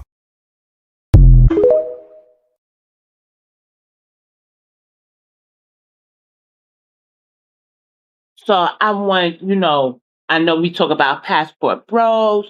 Now it's coming out that the women are passport sisters, and they are being scammed by African men now. I don't know which country in Africa, but I just want y'all to be mindful of the people that y'all get involved with. This man here, when he was talking, I remember Coco from SWV was saying that, masturbation is a sin. And I was like, okay, because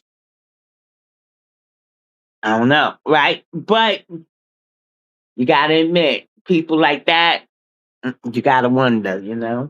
But so anyway, the cautionary tale is be mindful of who you date with, especially who you sleep with, especially internationally. And always wrap it up. Now, I ain't paid to make a public service announcement. I saw the video and I wanted to share it because there are videos going around of how Black women have been scammed by these, immigrants. I'm just saying immigrants because that could happen in any immigrant class. But specifically today, we're talking about the Africans. But it ain't over. I got another video for y'all. Fair use. Another Nigerian man. Look at his face. He said he's 21 years old. This man. He said he's 21 years old. His name is Daniel Adeboyiga. He's charged with first-degree forceful entry of a woman. Yes. In United States of America. I told you. I told you that as soon as they leave Nigeria, they go to jail. As soon as they leave Nigeria and step into a civilized country, they go to jail straight. Because the things they get away with in that country, they won't get away with it in civilized country. And the good thing is, they always want to travel. Because they don't believe that all the bullshit they're doing there is a crime. Yeah. I'm the man. Look at this 21 years old man. He came into the US in 2023 with his F1 student visa. And in 2026, he's standing trial for first-degree forceful entry of a woman. What happened? He said he's a basketball player. He's just recently joined Jacksonville State University men's basketball team ahead of the new season. So, he's a basketball player. Have you seen me? Tall, dark, handsome. I can get any woman I want. Look at me. I'm handsome. I have no regard for women. I get you if I want. And he invited a woman over. The victim. The victim went to visit him. And men, Nigerian men, might I add, Nigerian men believe if you come to my house, you have given me consent to touch you inappropriately, to enter you inappropriately, to do with you whatever I wish. That's a typical Nigerian man's mentality. Come to my house. As soon as they say yes, it's invitation to treat. In fact, it's offer accepted, not invitation to treat. You've accepted the offer. You've given them consent even before you came to the house. That's how they reason. So I want us to be mindful who we interact with nowadays. So Ali said that Biden let all those illegals into the country, no checks, nothing. But Obama was the one who removed the medical portion, a certain piece of the medical portion. I was just looking into that the other day. Before there used to be a ban on those who had the the virus, right? The one there's no cure, but they can make it undetectable. Once he removed that, more people were allowed into the country than not. So yeah, Biden, both of them are responsible for allowing a certain type of immigrant into this country because they removed. I say that it needs to go back up there. You just got to know who you're dating, and you don't know with these immigrants, right? You don't know even with Americans, right? But I'm not dating anybody from the continent. I don't care how that sound to y'all. I ain't never dated them, and I ain't gonna start now. And that's my record. But yeah, so I had wanted to show y'all that there are a number of women who are Black presenting coming out and saying they have been scammed by the Africans. Now I'm trying to see if I got the term because I know that that's Godfrey. Hold on, fair use. LDR summary. Afrophobia is a specific, systemic form of racism and discrimination characterized by hostility, prejudice, antipathy, or dehumanization directed toward people of African descent, Black people, and African cultures. It operates on both systemic levels and interpersonal levels. Recognized by major international bodies such as the United Nations and the European Network Against Racism, it is enacted by institutional structures, dominant racial groups, and in specific contexts through intracontinental xenophobia. What is Afrophobia? Afrophobia refers to the unique and specific form of racial bias, fear, aversion, and structural oppression directed toward people of African descent and the broader African diaspora. It is recognized by international frameworks such as the United Nations Working Group of Experts on People of African Descent and the European Network Against Racism, who adopt the term to distinguish anti-Black racism from generalized xenophobia or racial discrimination, recognizing its deep roots in the historical legacies of the transatlantic slave trade, colonialism, and scientific racism. It manifests as dehumanization, denial of personhood, systemic disadvantage, and stereotyping that frames individuals of African origin or perceived Africanness as inferior, suspicious, or undesirable. Who enacts Afrophobia?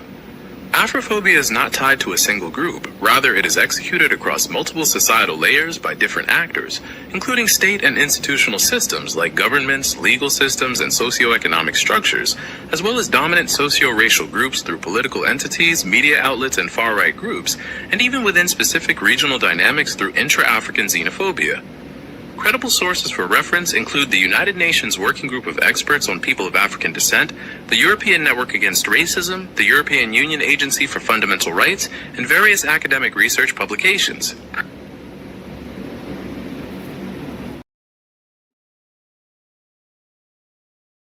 Do you mean diaspora theory? The young lady, she's West Indian. She's on TikTok, and now I heard her say she has a YouTube channel. Are you talking about her?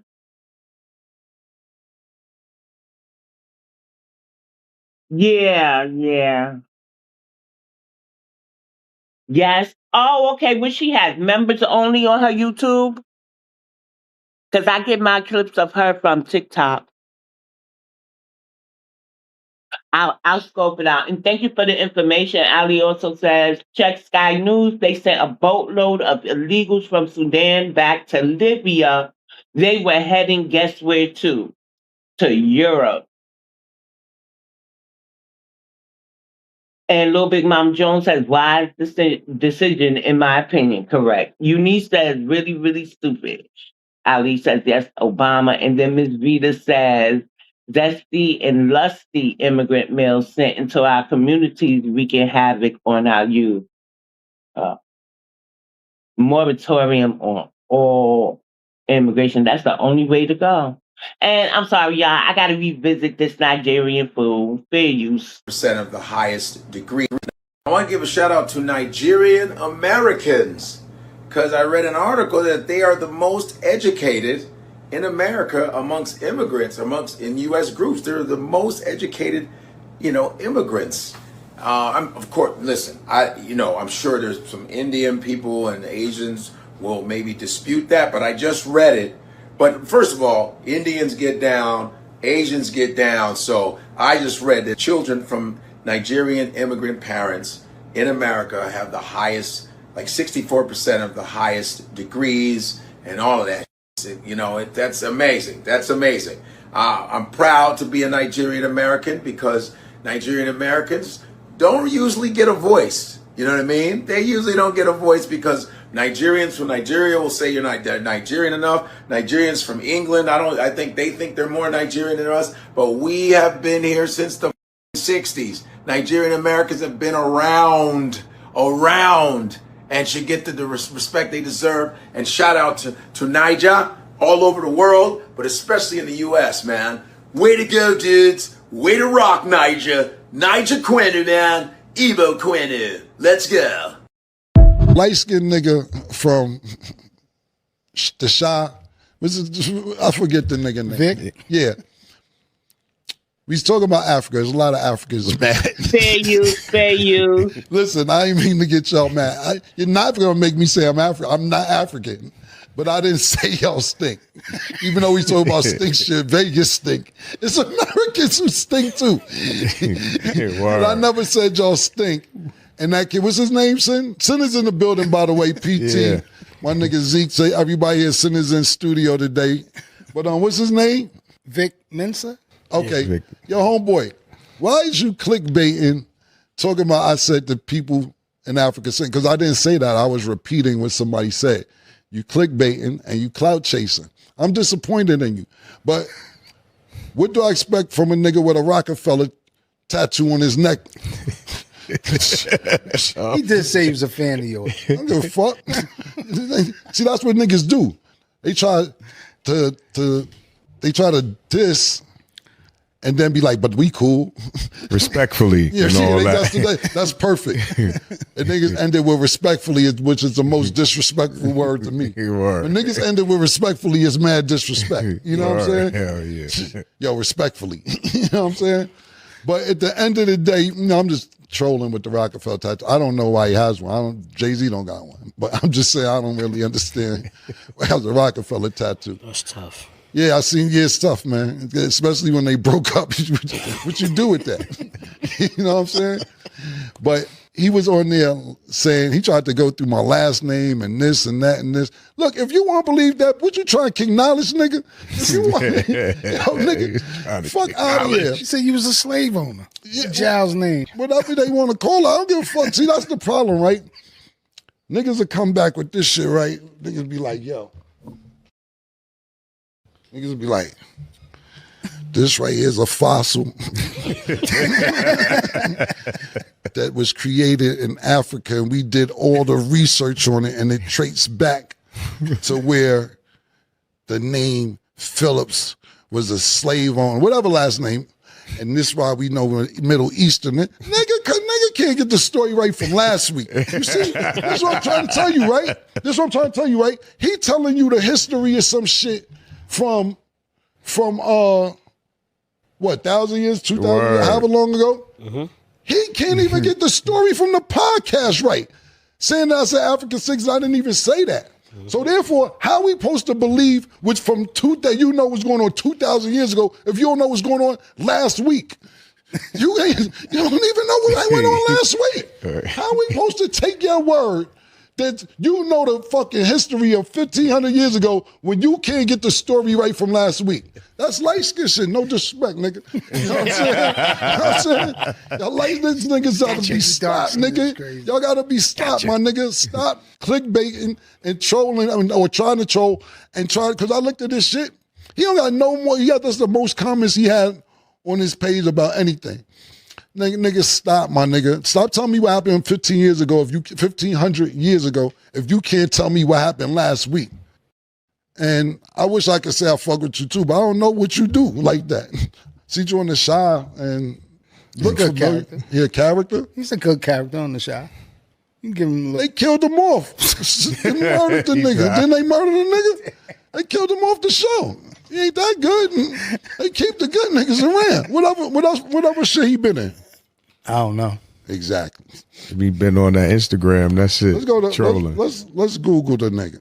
You want attention? Let's Google the nigga, man. Let's see what else he said. Oh, he's gonna be so happy. Yeah, he's gonna be happy. He's gonna be happy. What's his name? Cam said hello. Mensa. Okay. I don't like these niggas who look at the camera like this and they marvelous. That's light skin. That is light skin. Oh, my bad, son. My bad, son. Like this. Niggas be looking like this. I don't like Niggas said the eye squint. Yeah, eye squint and all that. Let's see. Let's see what he's done.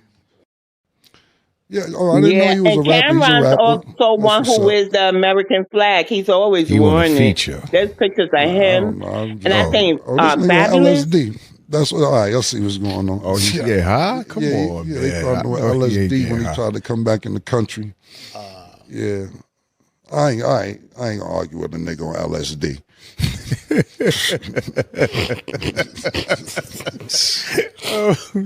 Yeah, I explained it all. You gotta realize the niggas on LSD, they start getting, well, the slave owner and then you LSD, nigga, you hallucinating, nigga. You hallucinating.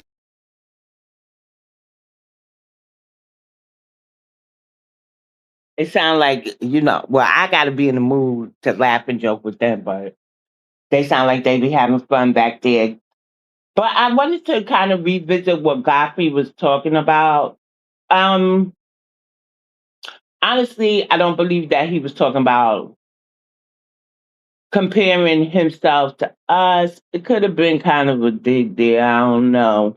But it makes more sense for him to compare Nigerians to other immigrants. So I got the resource to kind of clear that up. Fair use.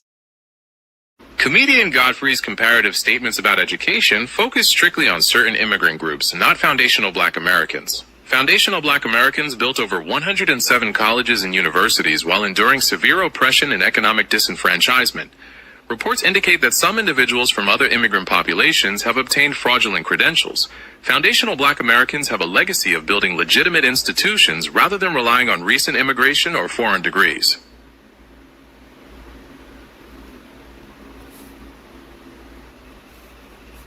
The reports concerning certificate racketeering and fake degrees in Nigeria are sourced from investigative publications such as the Nigerian Observer, Leadership News, and The Guardian.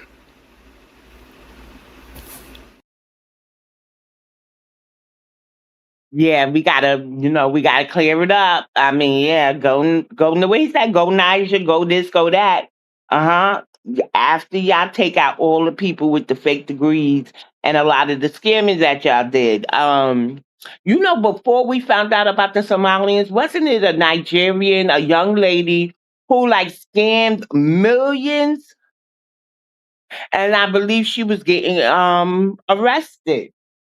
I really do.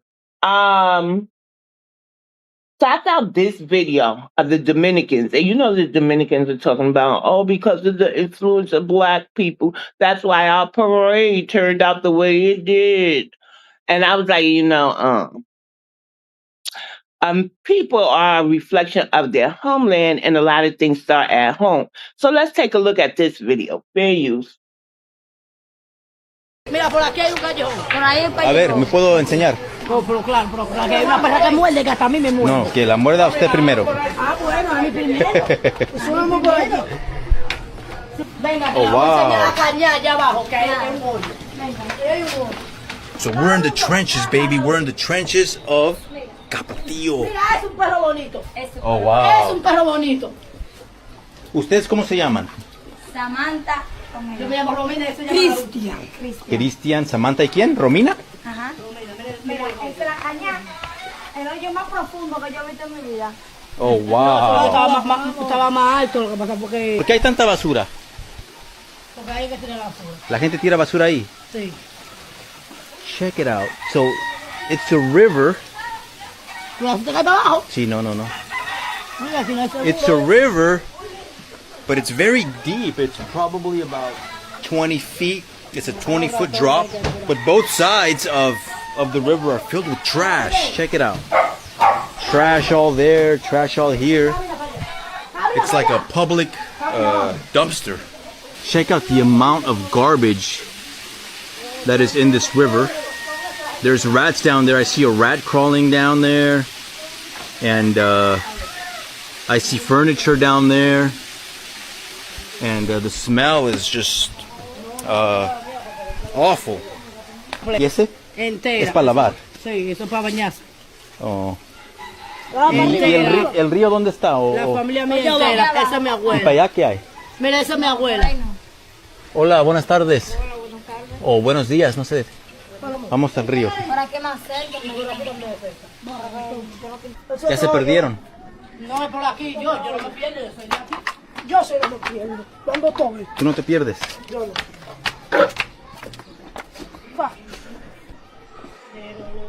Wow, it feels like a maze in this neighborhood. You know, I wouldn't follow nobody down to no path either. Eunice says that's why they need to worry about their own homelands. They need to go back and take care of their business. Exactly.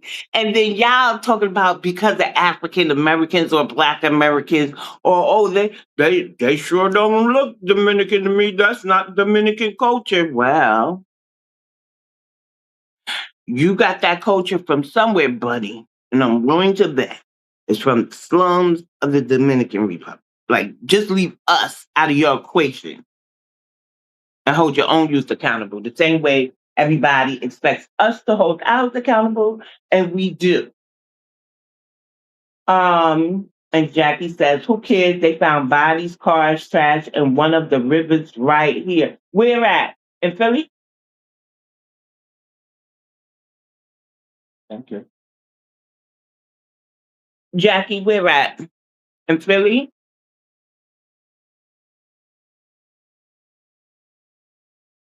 And then Ali says, who lives like that in 910s? They have the same habits when they go abroad. Or Pittsburgh. Who did it? Who?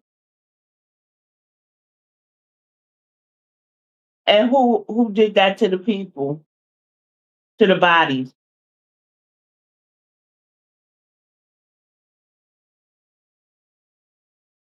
Safer says trash thrown in public is all over the world. Outside of U.S., it's more common than we know. Oh, they don't know. You know, this is like a really weird time. Even where I'm at, I don't like to go outside after a certain time. Like, it was never like this before. And I don't think that. I think it's just the area. And which is really weird, right? But plus the presence of others. Like, so it's not the regular ethnic groups that we usually see in this area, right? It's other folks. You know, I'll be in my house. But even in your own house, you could get, you know. I just don't like the way, you know what I don't like, and I'm going to be honest. I don't like the way everybody feels comfortable with, and not necessarily us, because the voters are complaining, but the politicians act like this shit is normal for the country to just look this way.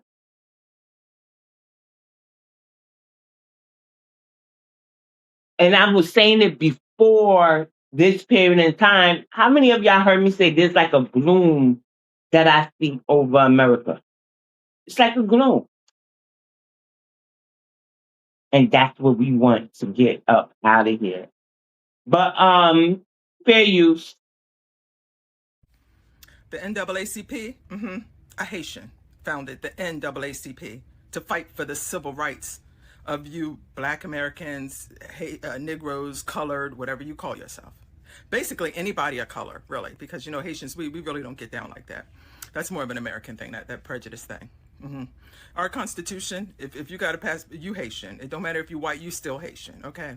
Our Constitution, written by Dessalines, don't get down like that, okay? Let's talk.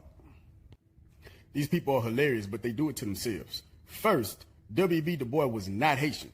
This is Du Bois' deadbeat YT passing father who was born in Haiti and moved to the U.S. when he was 5. He was born to a French-American and Bahamian father and a mixed African-Haitian-European mother. Not only was he a deadbeat who left W.E.B. when he was just 2, he ain't the Haitian that y'all would even claim today. W.B. Du Bois was born and raised in Massachusetts by his Black American mother's family. But more importantly, Du Bois ain't the one who ran the NAACP, and the history is a lot more wicked than a Haitian would ever be able to illustrate. So please allow a young Black American man to tell our own history regarding the NAACP. But before I continue, have y'all noticed who Haitians love to claim as theirs throughout their history? It's always the Haitians that they despise because they oppressed them and hated. It's funny how that works. In 1909, when the NAACP was founded, the funding, the board seats, and the legal infrastructure of the organization were heavily controlled by YT and J patrons after it was hijacked from the Niagara Civil Rights Movement that started before. While Du Bois and the other Black Americans who helped start the organization were made the public face, the strategy was steered strictly towards system-conforming legal integration. That legal integrationist agenda didn't even reflect what the Black working class population was asking for. Everyday Black Americans were fighting for economic self-reliance, land, and local autonomy, not to beg YT courtrooms for permission. In other words, the NAACP has always been a crock of shh. And to address the BS you said regarding Haitians and you not being about the whole color thing, that's quite literally your entire history and what has always been your downfall, African Haitian. The NAACP said so themselves, including Du Bois. Please stop playing with us.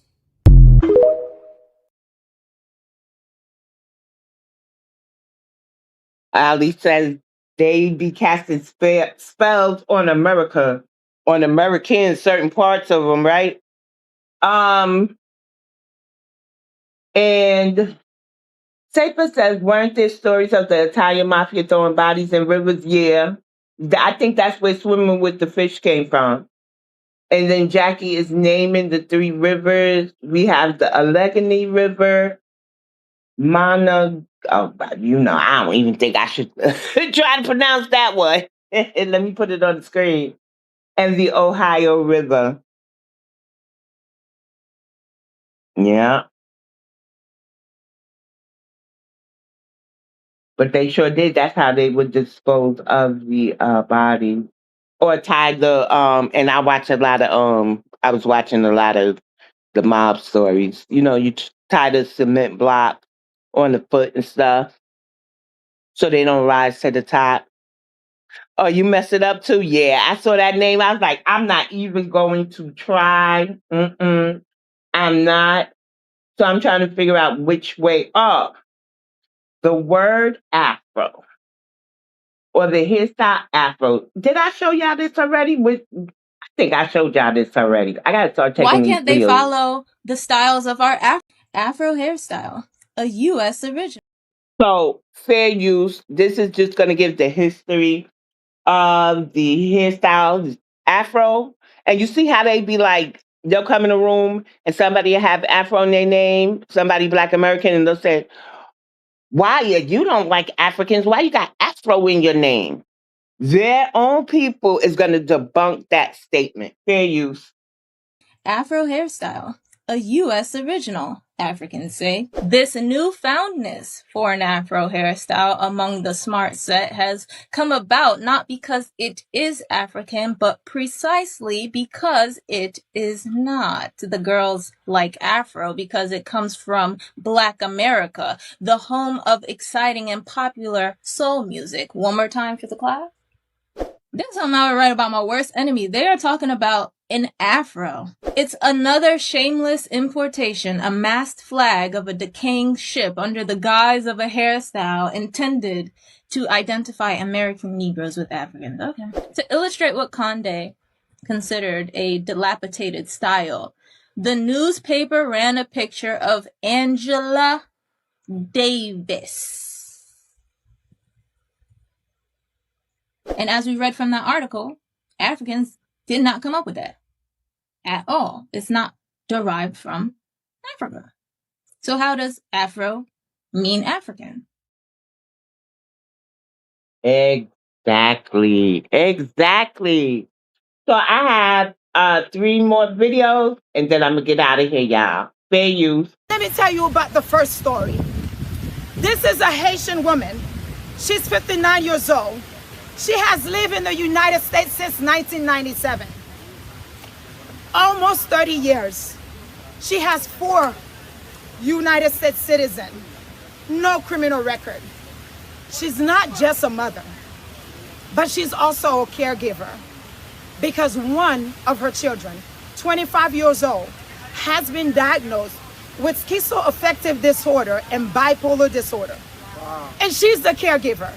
She's the guardian. She makes sure that he takes his treatment, he takes his medication, so he can stay stable. Without her, he cannot function independently. Now, if she is deported back to Haiti, who will care for him? How do we make sure that he stays stable?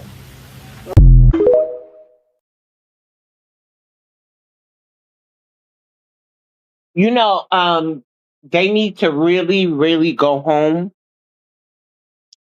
They need to really, really take their children with them.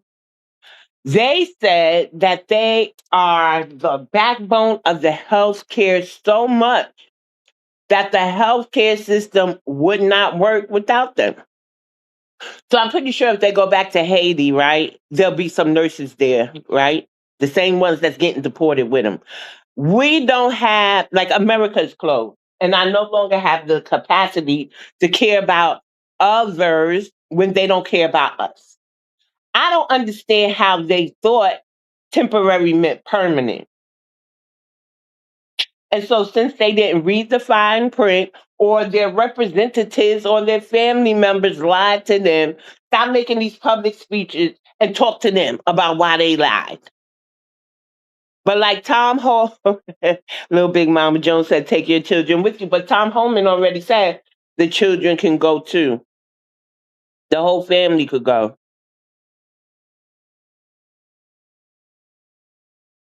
Miss Rita says this is why Inca children's citizenship need to be retroactive at least 40 years. Jackie says, get them up out of here. Yeah, but I don't understand what's wrong with the TPS holders.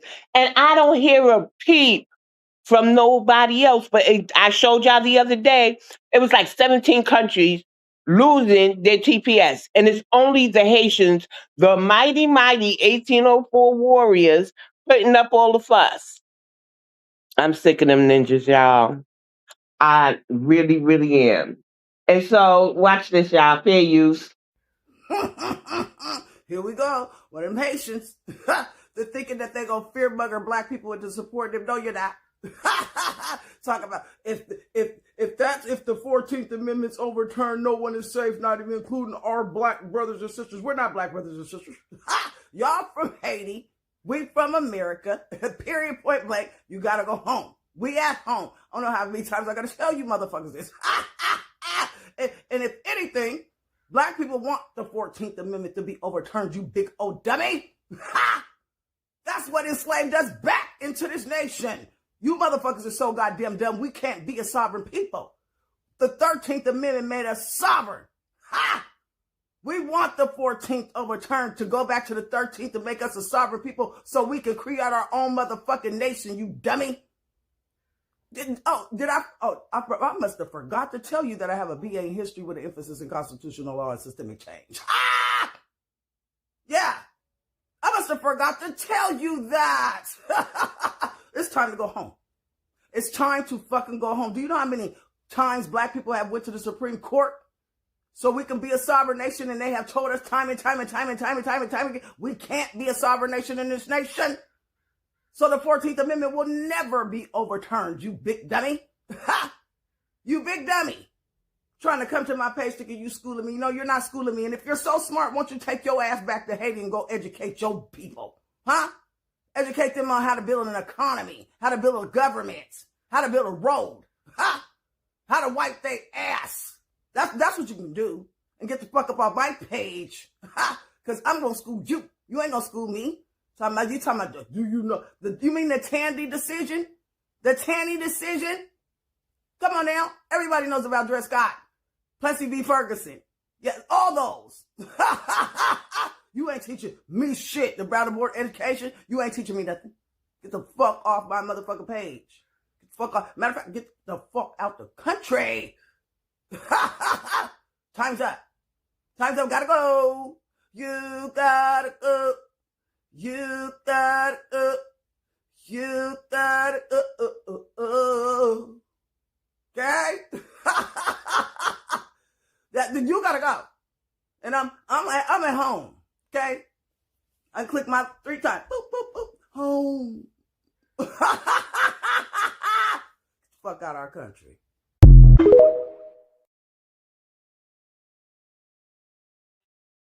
I liked it too, but I want to remind the Haitians of this, right? And then I'm going to just go ahead and log off. But while I'm showing you this last clip, and it's relatively short, but it's going to hit the point.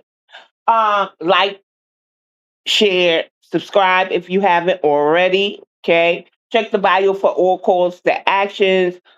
Check the bio for my other appearances on different channels, such as My Black Universe and All Viral Access Media. Check the bio for ways to monetarily support the platform via Cash App, Venmo, and PayPal. Also, check for my urban fiction book if that's your thing. If not, then there's an audio book if you like Black sci-fi, okay? So go ahead and get to looking, okay? And I might come back later on. Today, I'm almost finished with the videos that I had all mapped out for y'all, but y'all know how it is, right? I'll go on TikTok, I'll go on Twitter, or I'll get a notification from Google and decide to make a whole nother presentation, leaving the rest of the videos on the docket, but I swear I'm gonna get through this. And so here goes the final video. I'm going to wish y'all a blessed day. It is a weekend. Have a safe weekend.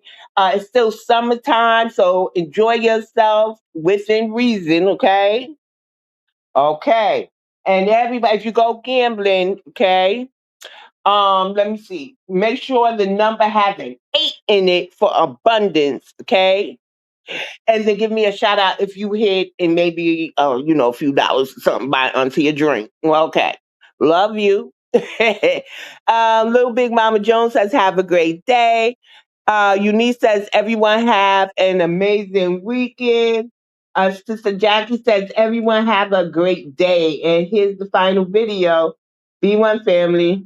They voted for this. Now I forgot to say fair use, and B1. They voted for this. Now TPS is finished.